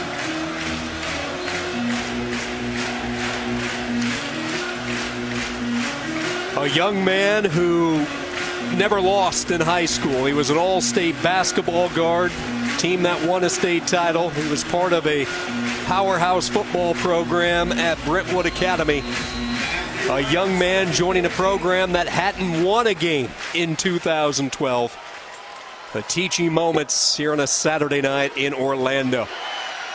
Bouncing squib kick picked up by one of the upbacks, Austin Peay, with a timeout and 11 seconds to go, and how this game has changed in a matter of moments.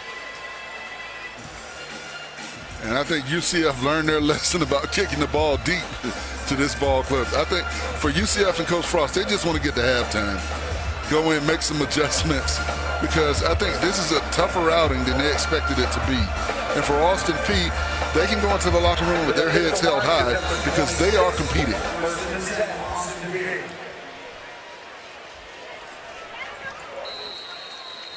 The Govs will take a knee, and we march to halftime here in Orlando. Mackenzie Milton, 17 of 19 for 168 yards and a touchdown. He hits 9 different wide receivers, and the late scoring strike to the talented freshman Snelson gives the Knights some momentum here at the intermission.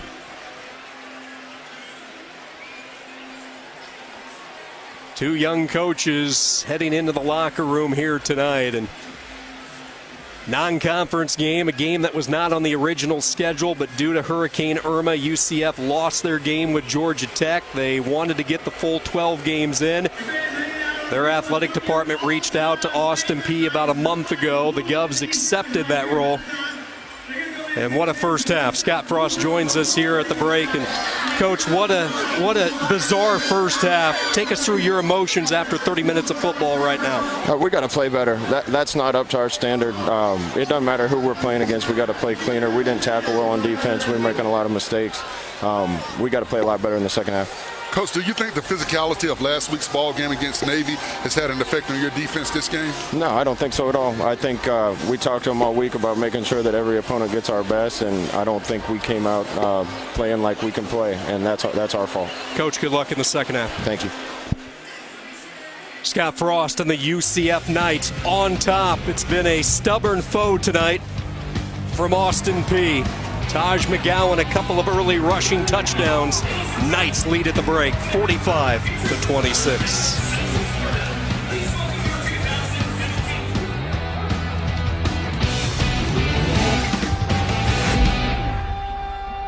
And don't forget to go to ESPN.com or the SportsCenter Facebook page on Tuesday to give your Capital One fan vote.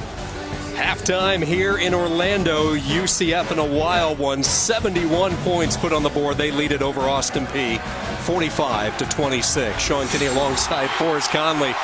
Whew. What a first half of football. I mean, have you caught your breath? I can't keep up with it. Just when you think you're going to catch a break, somebody makes a big play.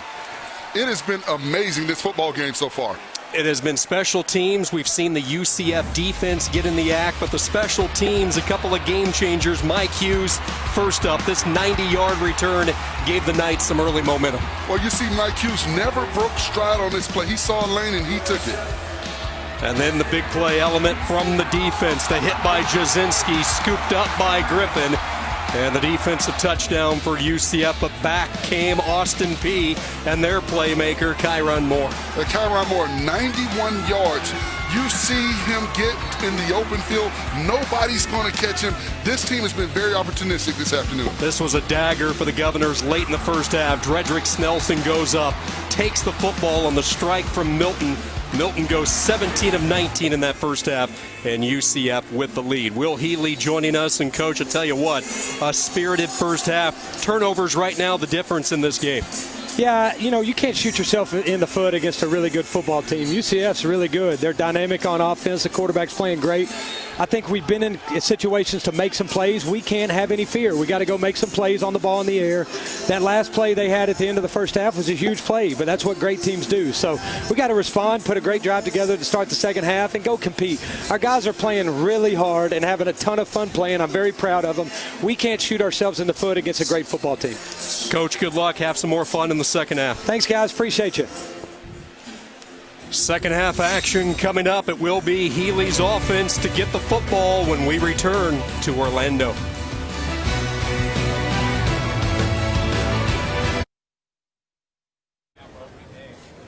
Larry, you got to get those burgers off the grill. Doug Flutie? Who threw the Hail Larry? You mean a Hail Mary? Tomato, potato, man.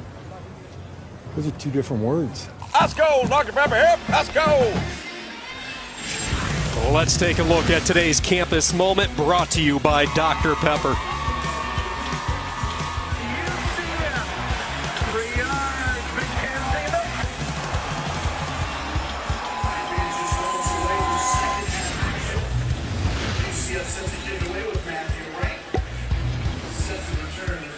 You're watching the American Athletic Conference on ESPN. Welcome back to Orlando, Spectrum Stadium. A wild first half. UCF on top of Austin Peay, 45-26. And we mentioned the word wild. That's how the American can be described this year. Look at Houston. They go in to Tampa and knock off previously unbeaten USF 28-24. And to me, this hurts UCF's chances of possibly being one of the first or the first Group 5 to break into the college football playoffs, because it loses a lot of luster that last game of the season against USF with this loss. So there will be a new leader in the East Division of the American Athletic, at least a leader all by themselves, with UCF entering this week. Those two teams unbeaten in conference play. This obviously a non-conference tilt for the Knights. Return. Illegal block in the back. Return team, number 20. Half the distance to the goal, first down. Forrest, you look ahead to the second half. Let's start with UCF and this defense. You could tell when our interview with Scott Frost, he was really frustrated with his team's tackling in that first half. Well, very poor tackling. They tried to hit guys thinking they were just going to knock them down or knock them out of bounds. A lot of broken tackles. I counted at least 15 broken tackles in the first half. They've got to do a better job. They've got to knock it out, this Austin Peay Ball Club, because if they don't, these kids are going to keep coming. You got to knock it out of them. Making his second start, Oatsfall was 6 of 10 in that first half as they give it to Ahmad Tanner, and he does not pick up much. 6 of 10 for the true freshman, 134 yards. Remember, 74 of those yards came on the tunnel screen late in the first quarter, a touchdown, and the throw he would love to have back late in the first half, the interception to Titus Davis.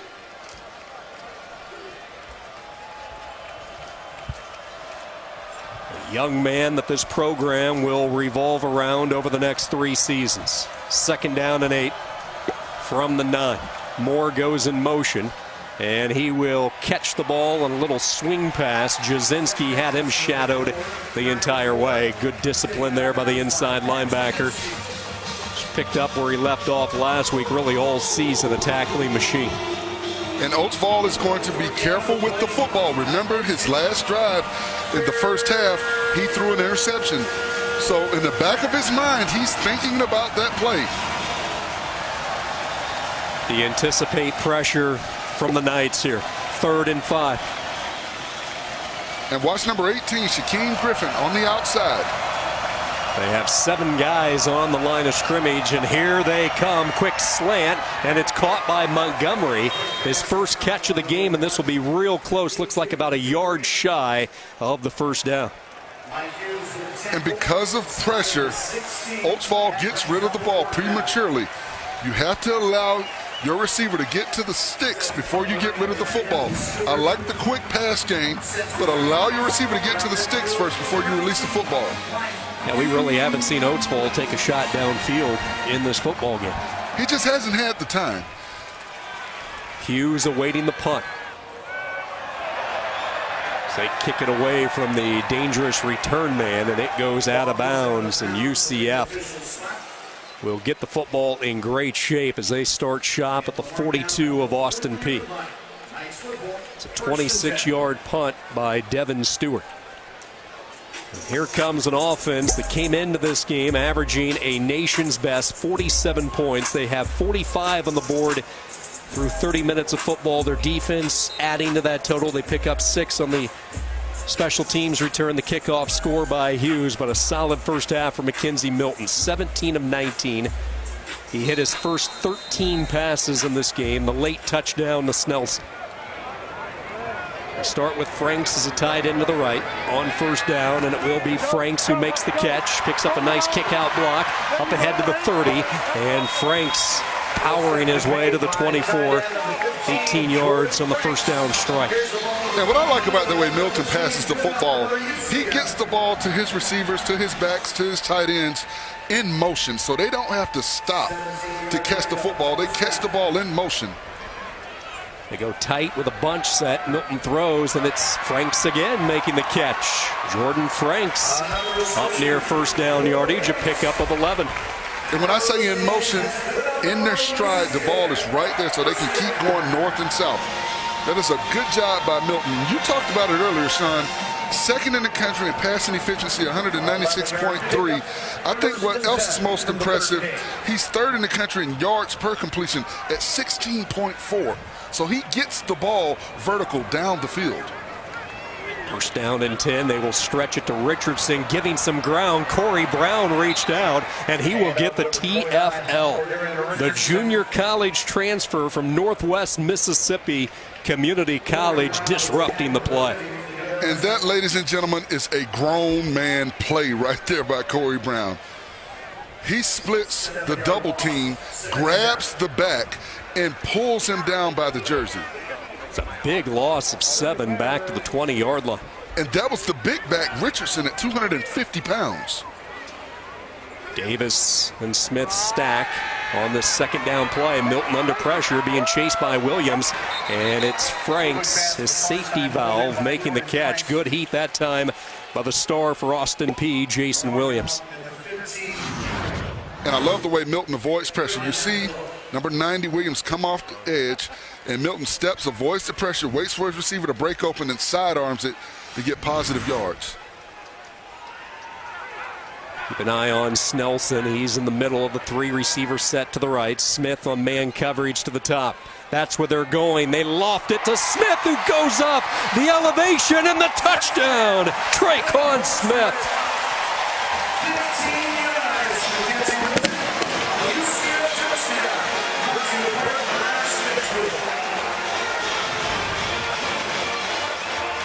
And you see Smith high point the football. Milton does a good job of putting it where only he can make a play on it. The defensive back never turned around to locate the football. Montarius Bryant has to turn around and try and locate the football. He never did. He was never able to make a play on it.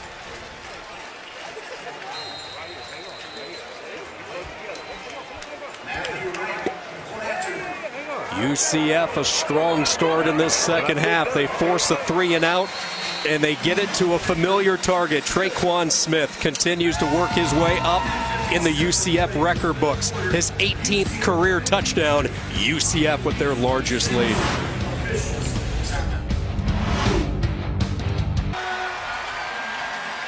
.10:57 to go here in the third quarter. One of the main touchdown targets the past few seasons here in Orlando, Traquan Smith, his 18th career touchdown in just his 32nd game. He's top 10 in program history in that category. Fourth in the NCAA with his 9th receiving touchdown of the year, and UCF doubling up. Austin Peay now early on in this third quarter, and you go back to that touchdown strike to Traquan Smith.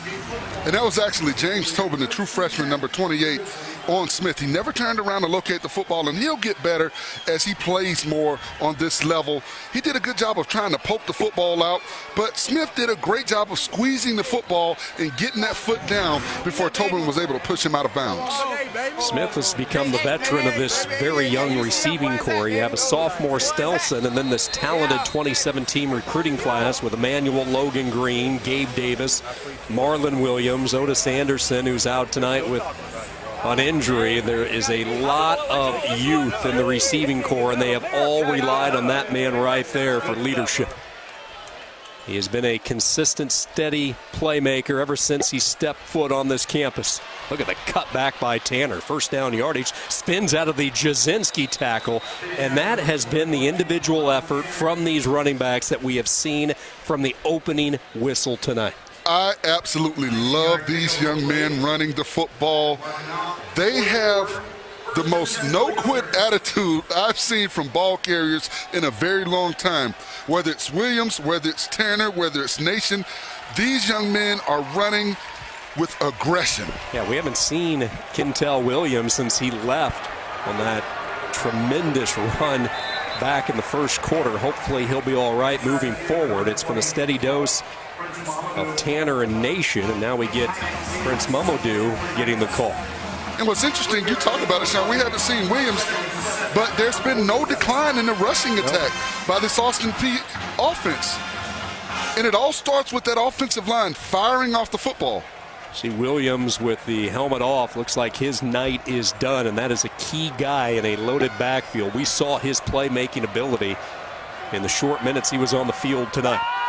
Oatsball is going to take a shot, a rare shot down the center, and he threads the needle. Garel Sumare makes the catch and a first down for Austin Peay. And a great job by Oatsball, knowing his receiver was coming across on the deep crossing route. He does a good job of squeezing it in. You had linebackers underneath. He put the football the only place he could where his man would be the only person to be able to make a play on it. Sumare with the second catch of the game, entering tonight the third leading receiver on this Governor squad. They don't throw the football a lot. Two tight ends, both stacked to the left, both pull, and trailing down the play is the defensive linebacker sniffing it out. Beautifully done by Antoine Collier, who's in there for Kyle Gibson, who was hit with targeting in the first half. And Collier is a long player at safety, 6'3", 185 pounds. You see him use his length to get around the edge and get to the ball carrier before he's able to break through the line of scrimmage. In case you're just joining us, Gibson was hit with targeting in the second quarter, so he has been disqualified. A true freshman on the back end of this UCF defense. Second down and 11. Oatsball will keep it, and again slides before he could feel the impact from Jasinski.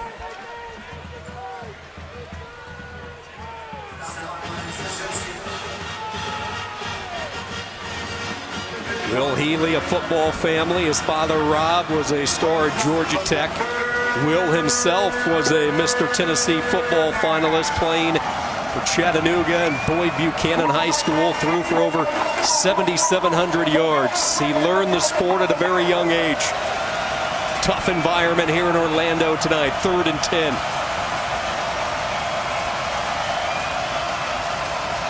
Here comes a blitz. They pick it up. Oatsball floats, and it's nearly intercepted and then caught. Touchdown, Moore. The second deflection for 6 tonight by Austin Peay. The best Hollywood screenwriter couldn't script what we've seen this afternoon from this Austin Peay ball club and their ability to get the score. You've got the safety tracking the football right here. He's got to play on the football, but he doesn't squeeze it. Antoine Corey, number 3, you've got to squeeze that football. But a great job by Kyron Moore continuing to concentrate and get possession and get the touchdown.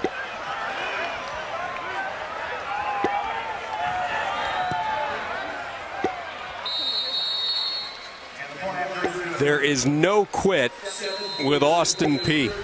6 plays, 75 yards. Kyron Moore, the senior, sticking with it. Collier unable to take away the pick. Austin Peay strikes again.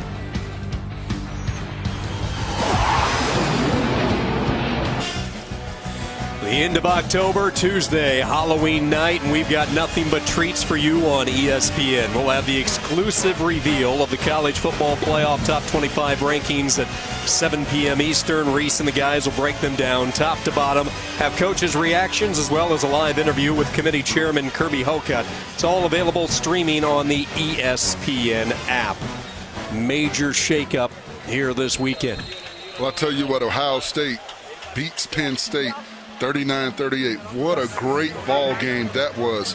The biggest upset of the day to me, though, is this Iowa State ball club beating TCU. People thought it was a fluke when they went into Oklahoma and beat them. Now they beat number 4 TCU. Let's see how far they jump from a number 25 ranking. Take a look at the updated top 10 rankings and what we have seen so far and what's turned out to be a wild Saturday. Bama sitting quietly atop the perch. Penn State loses at Ohio State by a point. Georgia dismantles Florida. As Forrest mentioned, Iowa State. The Cyclones beat Oklahoma in Norman today, in Ames at Jack Trice Stadium. They knock off the Horned Frogs. Wisconsin holds serve with Illinois. So how's this shake down for us with what we've seen today? I'll tell you what, I think you've got Alabama right at number 1. Georgia moves to number 2. Wisconsin number 3.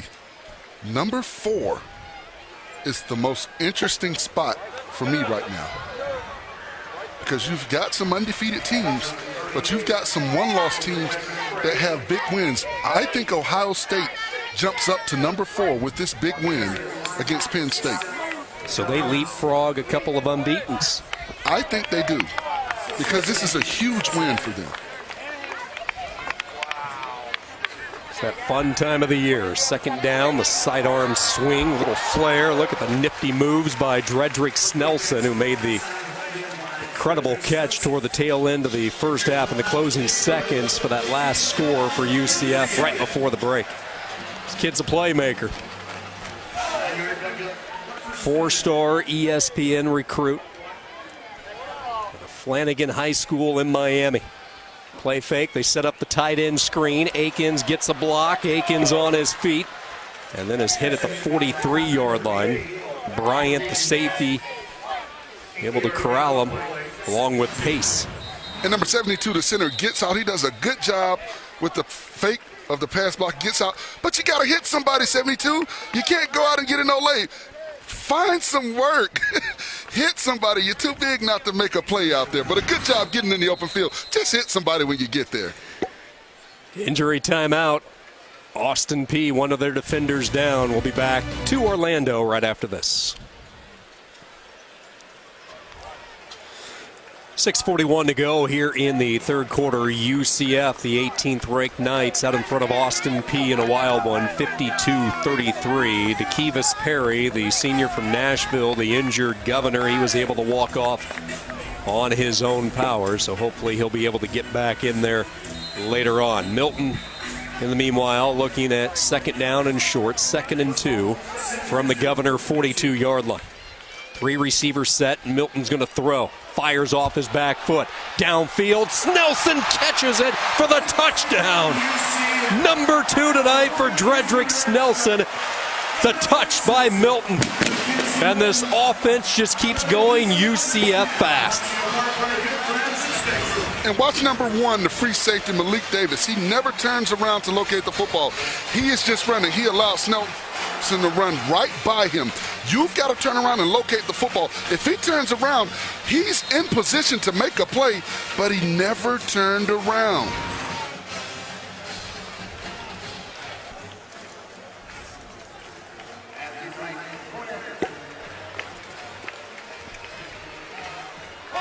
What a night for Milton. 2 more touchdown. Check that, 3 touchdown passes through the air. He's added another on the ground. And the concentration of Dredrick Snelson, because Davis was right there with him every step of the way for us.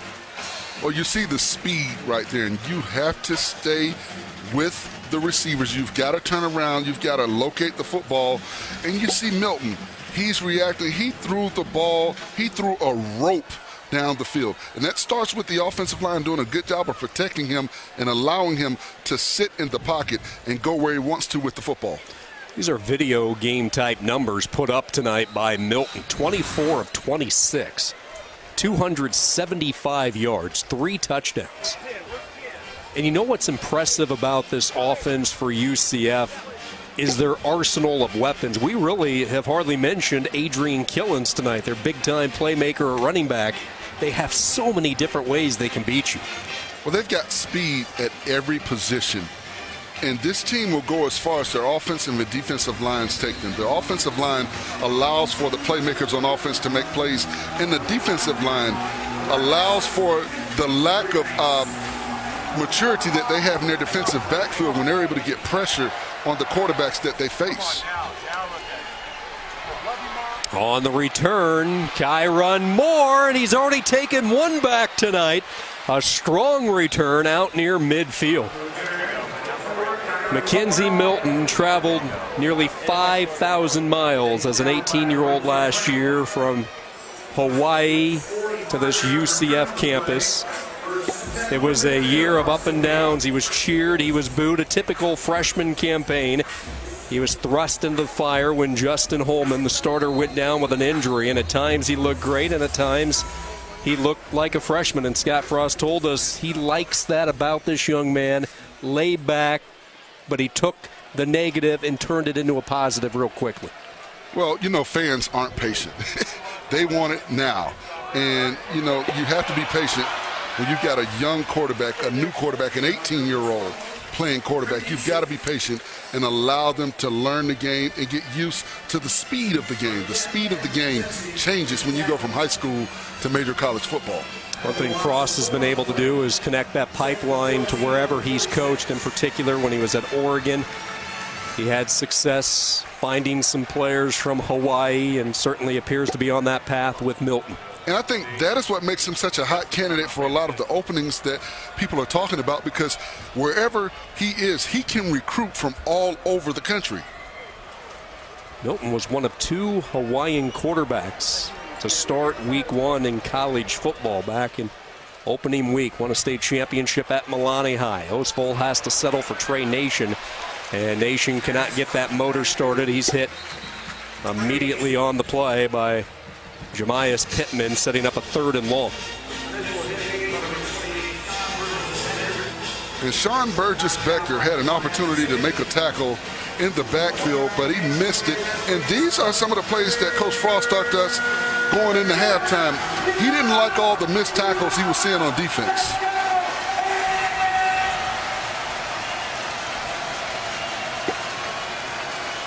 Austin Peay has been pretty efficient on third downs in this game, 5 of 9. UCF drops 8 into coverage. Oswald steps up in the pocket and he throws a strike. Montgomery the catch. He beat Hughes. They needed 13. It's a pickup of 14 and a first down. And a good job by Montgomery recognizing the defense that UCF was playing and putting himself in a position for Oswald to get the ball down to him. They've done a really good job, Austin Peay has, on third down converting and extending drives. Freshman from Brentwood, Tennessee, has a certain composure about him, doesn't he? We've seen him make a couple of mistakes, but not rattled under fire. First down, they will give it to Nation, looking for that cutback lane. And he does not find one. Pursuit defense, Eric Mitchell, the backup outside linebacker, the first one to greet him. And that was a good job by the defensive line, closing the gaps at the point of attack, not allowing the back to find the seam to get up the field.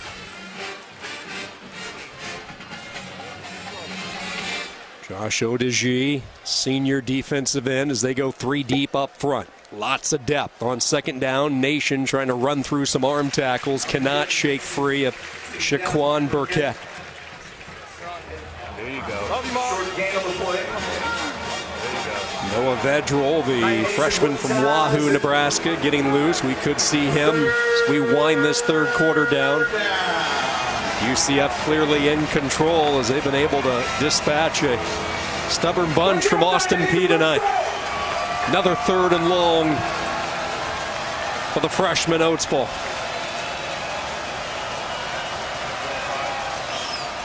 Gets rid of it quickly, and a breakdown in communication as Goulbourne, like he was on a hitch, and Oatsball was anticipating maybe a slant. Hughes with the coverage. 4 down territory. Austin Peay will keep the offense on the field.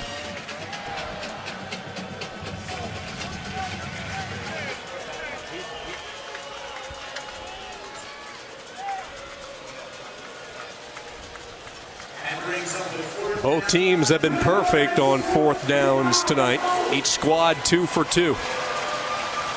This crowd at Spectrum making some noise. Turned out to be a beautiful Saturday night here in the Big O. The rain has held off. 4th and 9.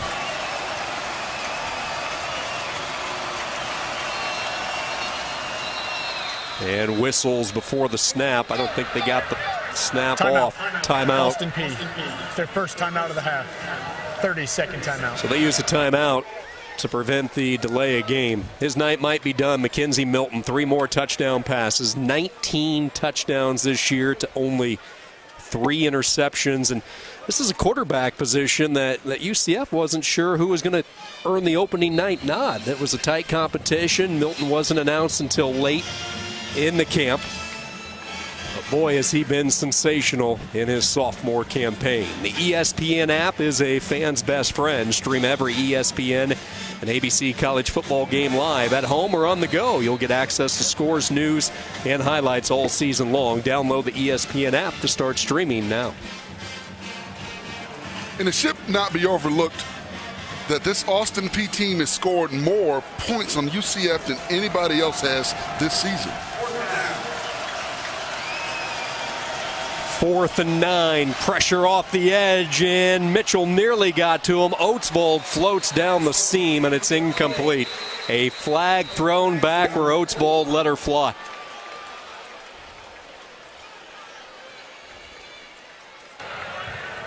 Personal foul. Face mask. Offense, number 78. Penalties decline. Result of the play is a turnover and downs. Jalen Fly Sadler, the backup right tackle. And UCF forces the turnover on downs. And you see the right tackle, he got beat off the line of scrimmage. He took a false step up, and he did whatever he could to try and slow down the pass rush. You've got to take your initial step back. When you take that false step up, you allow the defender to have 2 steps on you. And when he did that, he was beat Eric Mitchell, a linebacker. You cannot make that mistake because he's going to always be a better athlete than the offensive tackle. As expected, new quarterback in for UCF. It's Noah Vedral, who has played in 5 of 6 games this year. The only exception was Cincinnati, and he will keep it. And this is what he brings to the offense. Mackenzie Milton is a very good runner, don't get me wrong, but Vedral, not so much the arsenal of passes in his back pocket, but he can beat you with his legs and feet. And this is a good opportunity for the true freshman to get a lot of playing time.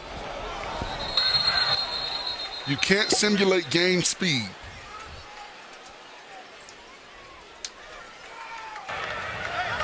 Offside. Defense, number 90. 5-yard penalty. Result of the play, first down. You have that second string offensive line in. Sprinkle at tackle, Palmer at center, Samuel Jackson, one of 3 offensive linemen in the 2017 recruiting class. He's at right guard.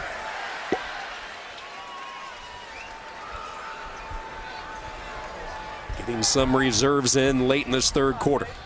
On the read play, Vedral will keep it. First down yardage up ahead. He's tripped up by Kevis Cummings, but not before the freshman from Wahoo moves the chains for the Knights.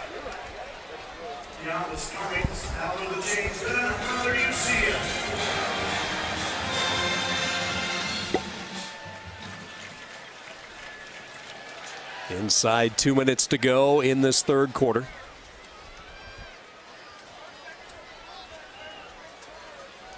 Cordarian Richardson setting up on the left side. Third straight keep by Vedral, and he'll dive to the 35 where he is snowed under.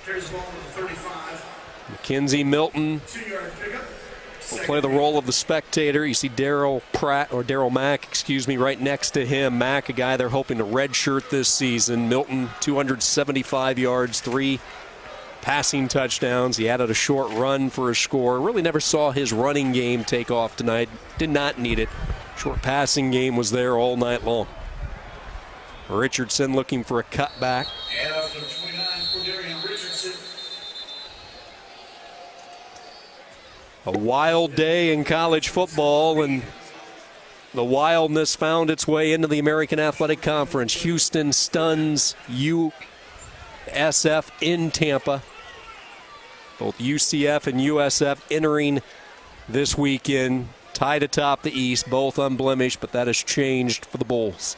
And I think it hurts both ball clubs. For USF, you wanted to try and go undefeated and be in the conversation at the end of the season. But for UCF, going undefeated is still an option, but you lose luster in that game. You could have possibly been beating a top 10 team if they were to go into that last ball game on Black Friday, and have beaten that USF team. So that hurts both ball clubs.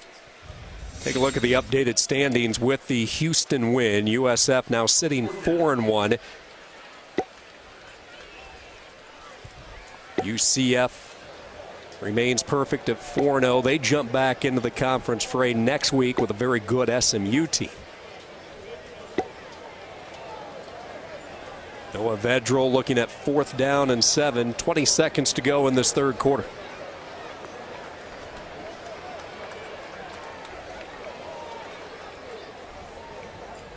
Austin Peay rushes 4. They set up the screen. Making the catch is Kalubiali, the tight end. Kalubiali to the 10, down to the 8-yard line. The 5th-year senior on the screen by Vedral, and a 4th down conversion for the Knights.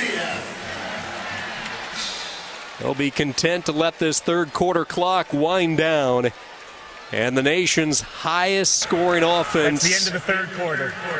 Putting on a show through 3 quarters here in Orlando tonight. Scott Frost and the Knights unleashing on Austin Peay. Traquan Smith and this receiving corps. All smiles tonight. They lead it big over Austin Peay.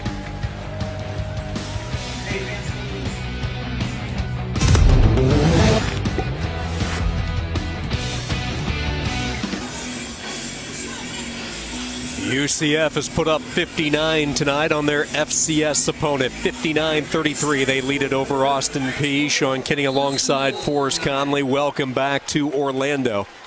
First and goal for the Knights in this second string offense, getting some reps. Vedral hands it off to Williams. Hops a defender to the 2.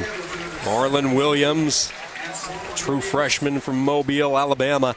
Second and goal.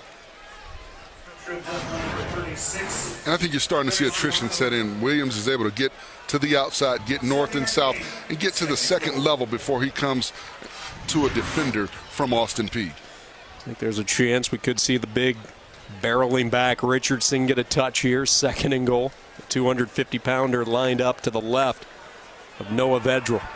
They keep it tight end as the H-back spot for blocking. Second and goal. And it will be Richardson tumbling his way, barreling through that right side. And UCF lighting up the scoreboard here at Spectrum tonight.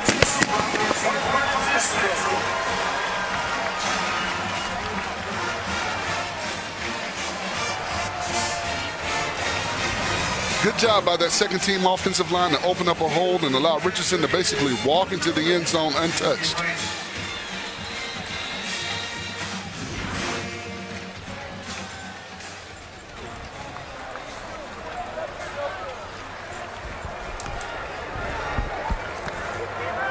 The second string looking just as efficient as that first string unit. They all know how to find the end zone. The true freshman from Memphis, a big bowling ball, the 250-pounder into the end zone. UCF rolling tonight.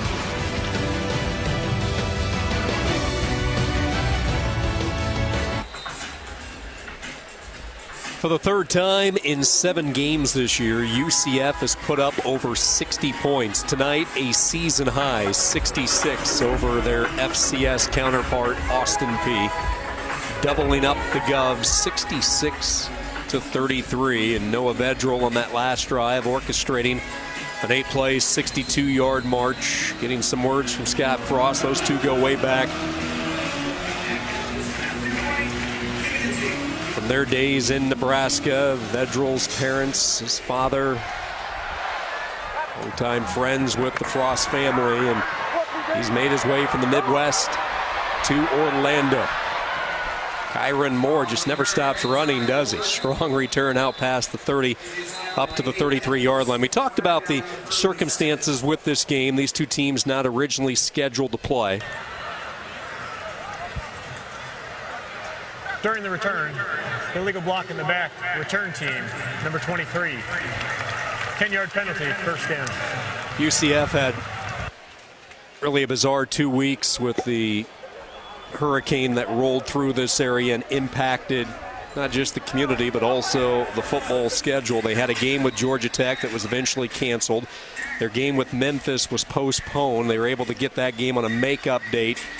UCF was originally scheduled to play Maine, an FCS opponent, on that Memphis weekend. They had to cut Maine out of the schedule to get that conference game in, so that left them with an 11-game window. They wanted to get a 12th.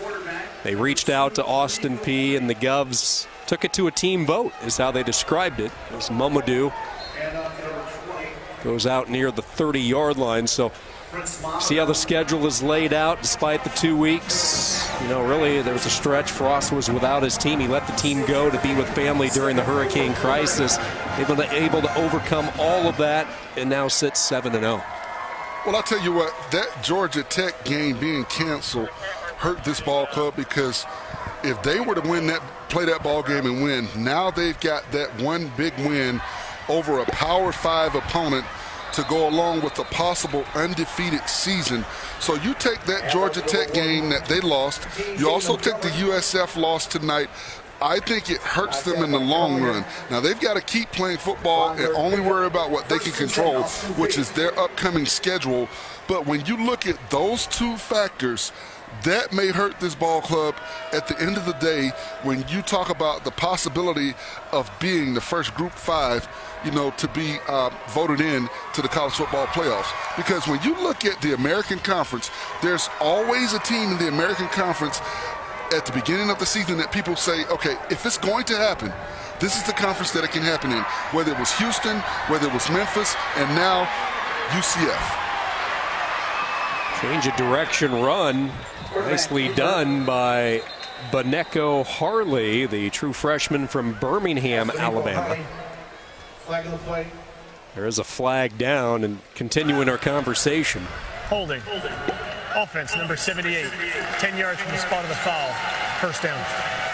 And let's not forget the job that Coach O'Leary did here at UCF. You go back to that 2013 season, the Knights competing in one of the more prestigious bowls following that incredible season. So they've been down this road before, but now for the first time in the college football playoff world, this realm where it's tough for that group of 5 to get in to those top 4 spots. Well, a lot has to happen, and a lot has happened. But I think some of the things that have happened actually hurt this ball club. You know, the aforementioned situation with USF and Georgia Tech. Yep. But once again, let's not put a damper or a dimmer on the season so far for this UCF ball club. Here's a team that's 2 years removed from not winning a ball game at all to getting a bowl bid last season, and they weren't satisfied with that. Coach Frost said he and his team weren't satisfied with people patting them on the back and saying, you had a great season, you got a bowl bid. Harley running the wrong way, and there are Knights all over jousting at him, and it's a huge loss. He was giving ground. Gabriel Luyanda, former Garden City Junior College star, with the pursuit play for the Knight D. Well, you see penetration initially, and when you play against a speed defense, you cannot run backwards. If they get penetration and get on top of you, just go down. 3rd and a mile for Austin Peay. And I expect UCF to pin their ears back and come after the quarterback on this play. Tanner goes in motion. The southpaw flings it that direction. It is a forward pass, a little bit too tall and behind the running back. There is a penalty flag in the secondary and at the line of scrimmage.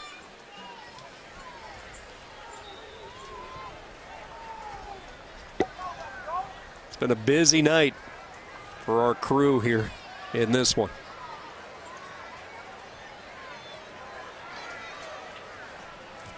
Sixteenth penalty of the game upcoming.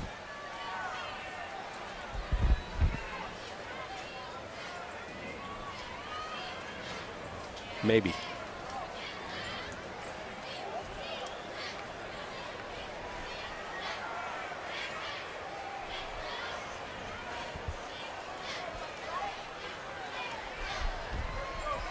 Looks like the call will be on Austin Peay. UCF has sent out the punt return unit. Well, they're in no hurry, are they? Both by the offense. Illegal shift. Offense, that penalty is declined. A personal foul, blocked below the waist, number 11. That penalty is declined. Result of the play, 4th down. Both calls on Austin Peay, so the punter is out. Devin Stewart, his 3rd punt of this game. Line drive, returnable kick, bouncing around, scoots by the return man for UCF, then a dangerous pickup. Fortunate to hang on as he is twirled around and thrown down. 11:04 to go here in the 4th quarter. UCF doubling up on their FCS opponent. All ESPN coverage is streaming live on the ESPN app. Download now and take ESPN everywhere. Scott Frost in UCF out in front of Austin Peay, 66-33 as Noah Vedral goes back to work on 1st down. He swings it out to Alex Harris. They're still hitting down there. Big contact along the Austin Peay sideline. Harris, his 4th catch of the season, the redshirt freshman from Kearney, Nebraska. So Vedral and Harris, 2 guys from the Cornhusker State who have found their way to Orlando. And Harris welcomed Malik Boynton to Orlando, Florida. With that hit. You got to get down, young fella. Personal foul. Illegal block below the waist. Offense, number 7. 15-yard penalty, first down. One freshman trying to throw a block for another, Emmanuel Logan Green. It's an early enroll player, went through the spring drills, another 4-star ESPN recruit for the Knights. Marks it back all the way to the 16. First down. Part of the IMG Academy, unbeaten last year. Running the boundary side, there is nowhere to go. Well, I like Gunnar Shalato. He is a hard hitter in the center of this Austin Peay defense, the former walk-on who has been a tackling machine, always around the football. Shalato started his career at Western Kentucky before transferring in. Such a smart linebacker, understands the game, studies each and every week in his preparation as a leader, a vocal leader of this defense. 2nd and 25. Vedral hands it off to McCray. The crafty back burst up to the 21. Tackled by Malik Davis.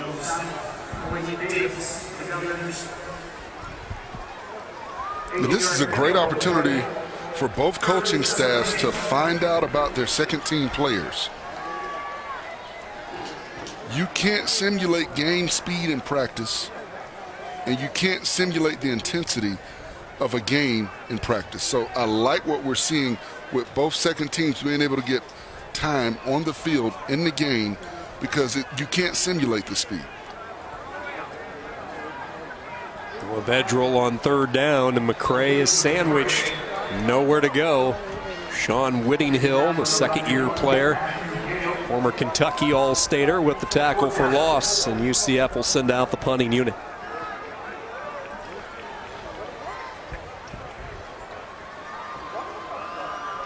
You know, Coach Healy talked to us, and he said, you know, I won't know until after this ball game if this was a good decision or not. From what I see, I think it's a very good decision, because he found out a lot about his ball club this afternoon. They came in fearless. They played a very good first half. Albeit they were down at the half by double digits, they played extremely well. Well, this will cost Austin Peay possession. This will probably be roughing the punter as Loudermilk went down. You see Loudermilk brushing himself off. He's a big punter. He's 235 pounds. Personal foul. Roughing the kicker. Defense. 15-yard penalty. Automatic first down. So the kicker has a little bit of swag wiping himself off. But you see right here, the snap is to the side. And the key to that is you hit the kicker in a vulnerable position, and they're trying to protect the kickers, and he grabs his knee initially. Then he gets up, he wipes himself off. You know, I like the little swag the kicker got going on right there. And then a nice little casual jog off the field. Looked like he's done that a time or two. That was pretty well versed right there. Absolutely. He's got the mountain man look going with the full beard. Hey, I love it.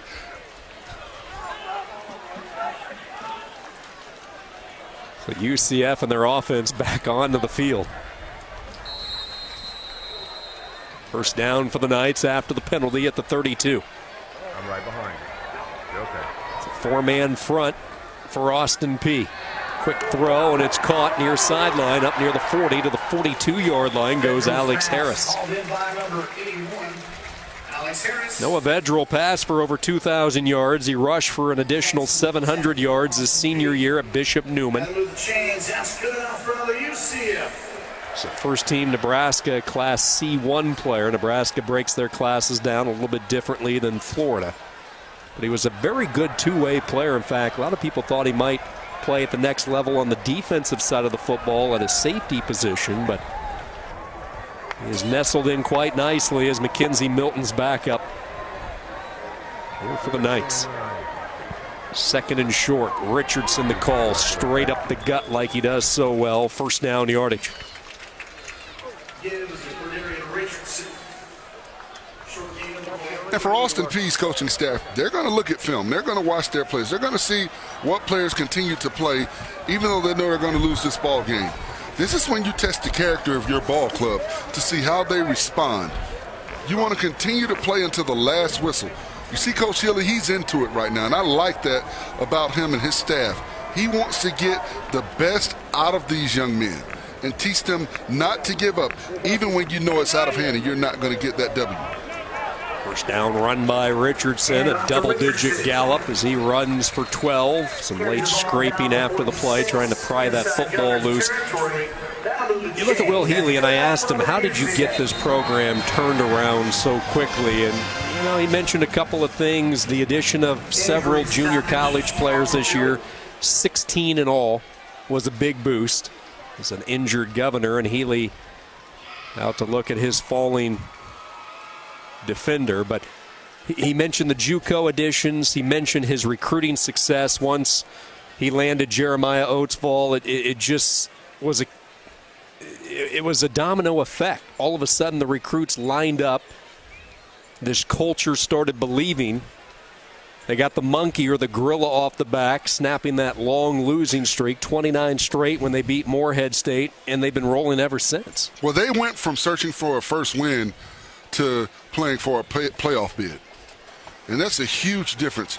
I'll tell you one thing I appreciate about Coach Healy is coming out and checking on his players.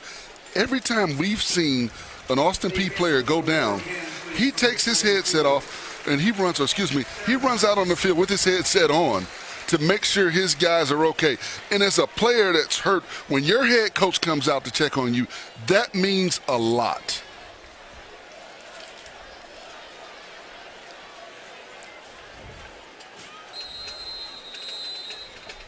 Resumption of play. Nice football. When you look at what he has done with a program, because he's intermixing some guys that quite frankly don't care about the history. When you're looking at junior college transfers, they want now. The recruits want to change it now. Force inside that locker room, how do you change the culture of the existing players to get them to buy in and believe that they can get it turned around? Well, I think it starts with the coaches that you bring in. You bring in younger coaches, Coach Frost, Coach Healy. These are young coaches. They can identify with some of these players. I think some of the older, old-school coaches can identify with the millennial players that we see now, the different offenses that we see. You don't see your typical dot the I, power I formation offenses anymore. Everything is spread out. You've got spread offenses. You've got a lot of moving parts. So I think it all starts with the coaching staffs that you bring in. They have to be able to relate to the players. He mixed things up this spring, really found something he liked. He held the red-white spring game in early March, way sooner than a lot of colleges do across the country, and he did that for a number of reasons. He felt he needed to get his players back on the field as soon as possible after last year's disaster. Plus, he thought, as they swing it out again, it is the freshman out of Kearney, Nebraska, Alex Harris down the sideline. Harris tripped up. Touchdown saving tackle made by Montarius Bryant, first and goal for UCF. But he held that spring game early to get guys stronger in the weight room. They had 7 consecutive weeks in the weight room without spring football since they played it in early March. And a good job on the outside by the tight end, number 89, Anthony Roberson, with a key block to spring the receiver Harris down the field. 3 catches in this quarter for Harris. It'll be first down and 10. They still can pick up a first down. Harris tripped at the 11.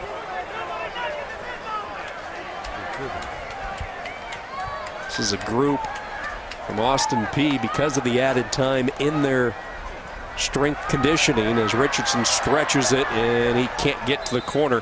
They saw dramatic improvements in a number of lifts in the bench. Prior to this spring, they had one guy at 310 pounds. After spring, 23 were repping that amount. 500-pound squats. Nobody on their roster last year could do it after the spring and into the summer camps. 25 can. So they saw the dramatic increase that they knew they needed to get in the strength column, and that has added into some wins. You factor in the confidence and the community rallying around this program already 3 times this year. They've set a program attendance record, so people are buying in. Well, if you weren't buying in prior to this ball game, you should be. because this team is going to be a tough out for any FCS opponent. And if they're able to make that run to the playoffs, watch out for this Austin Peay ball club. Because after a game like this, although they're losing big, they had so many positive plays and so much positiveness to hang their hat on coming out of this game. I think it propels them moving forward. Keep those fortuitous bounces going their way as well, like we saw tonight. 3rd down and 5. UCF using all the play clock. Vedral looking over towards Scott Frost, who calls the plays for this night offense. Richardson will be the tailback. 2 receivers right, twin set left. And I don't think they got the snap off in time. Offense. 5-yard penalty.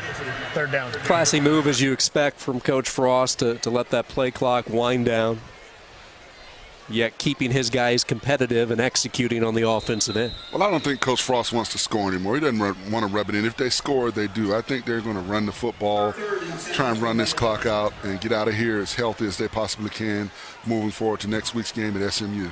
On the zone read, Vedral bursts through a tiny crack, and he's into the end zone for the touchdown. His 2nd touchdown of the season, and the Knights have lit up the night with 70s. And once again, I don't think their intent was to try and score, but you can't blame Vedral. He sees a wide open lane, and he takes it, and you see his running ability. He's got speed, and he gets to top end very quickly. He's a long kid at 6'2", and you see him use his leg length to get to the end zone very quickly before the defense could react. That's 2 long scoring drives that Vedral has been instrumental in orchestrating. Remember, this last drive aided by the roughing the punter call, which gave the Knights offense a 2nd opportunity. He was the 300-meter state champion in the hurdles, and UCF celebrating tonight in Orlando. They know what's in front of them, some big tests, but tonight it's been all smiles against Austin Peay.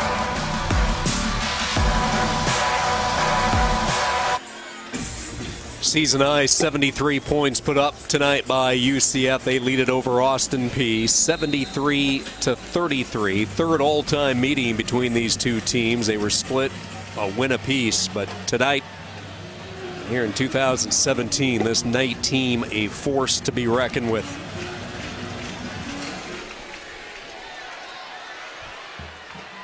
Bouncing kick making its way toward the sideline. It stays in bounds. Darrell Rollins-Davis, the former Red Wolf from Arkansas State, hop-skipping his way laterally across the field. A plethora of penalty flags thrown. Rollins-Davis still on his feet. 45-50. And my goodness, was he ever clocked. Collier, that's twice on special teams where he has brought the lumber, and that time Rollins-Davis never saw him. He ran a long way to get to people's elbow on that play. You see Rollins-Davis, that's a guy that Coach Healy told us they need to get the football more to. He caught a 52-yard touchdown pass last week. He has world-class speed, a return specialist for Arkansas State. We both know the success they've had in the Sun Belt, so it's a big addition for this Austin Peay program and part of the transfers that have found their way to Clarksville.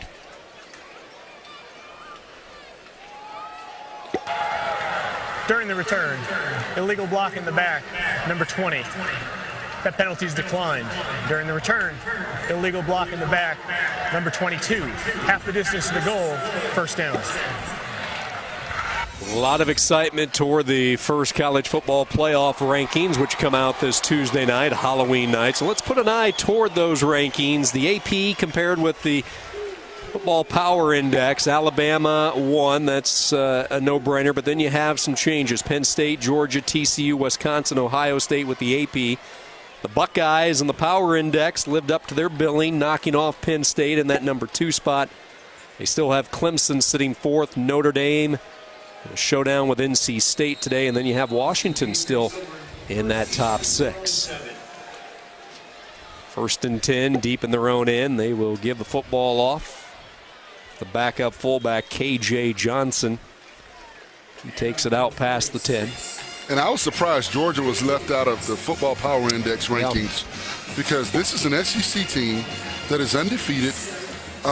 They've done everything that they can in their power to be there. So I want to know why they're not in the Football Power Index rankings. Well, what we want to know is who is in your Football Power Index rankings. I mean, that's the question our entire crew has been waiting. Our producer, Eric Lilly, and I were with you at dinner last night, and you called it a slam dunk for us. Don't be humble now. Come on.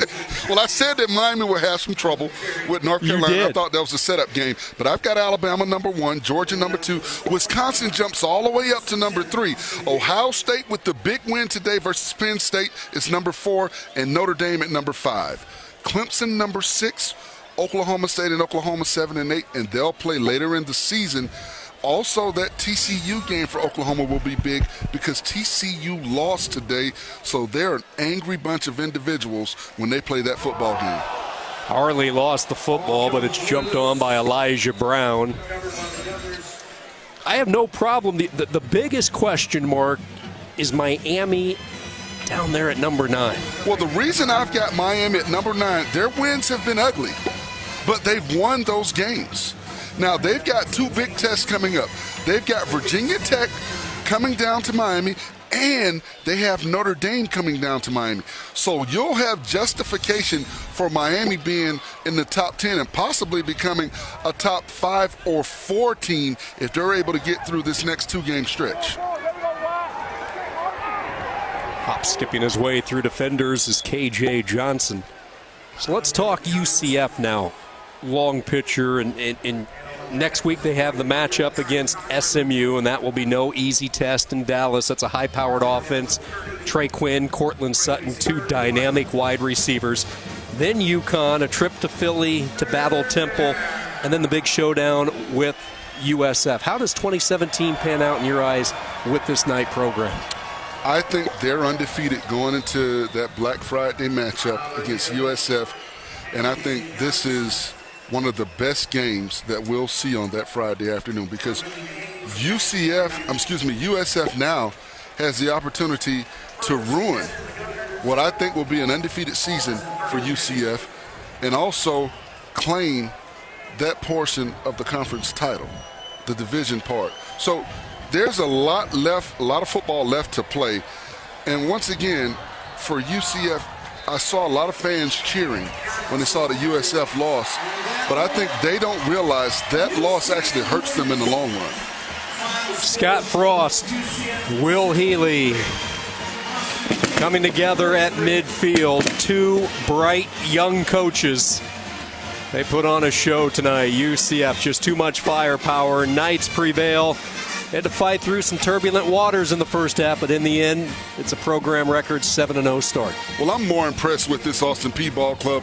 They're a team to watch in FCS, and of course UCF. They just keep chugging along, undefeated, and I think if everything works out right, they may not be in the college football playoff, but they will be playing in the New Year's Six Bowl. It's going to be a fun month of November. That's the story tonight. For Forrest Conley, I'm Sean Kenny saying so long from Orlando. The final score, UCF 73, Austin Peay 33. All games airing on the ESPN networks or streaming live on the ESPN app, or to watch this game on replay as well as other games in our family of ESPN networks. Log on to the WatchESPN.com app or download the Watch ESPN app. This has been a presentation of ESPN, the worldwide leader in sports. Good night from Orlando.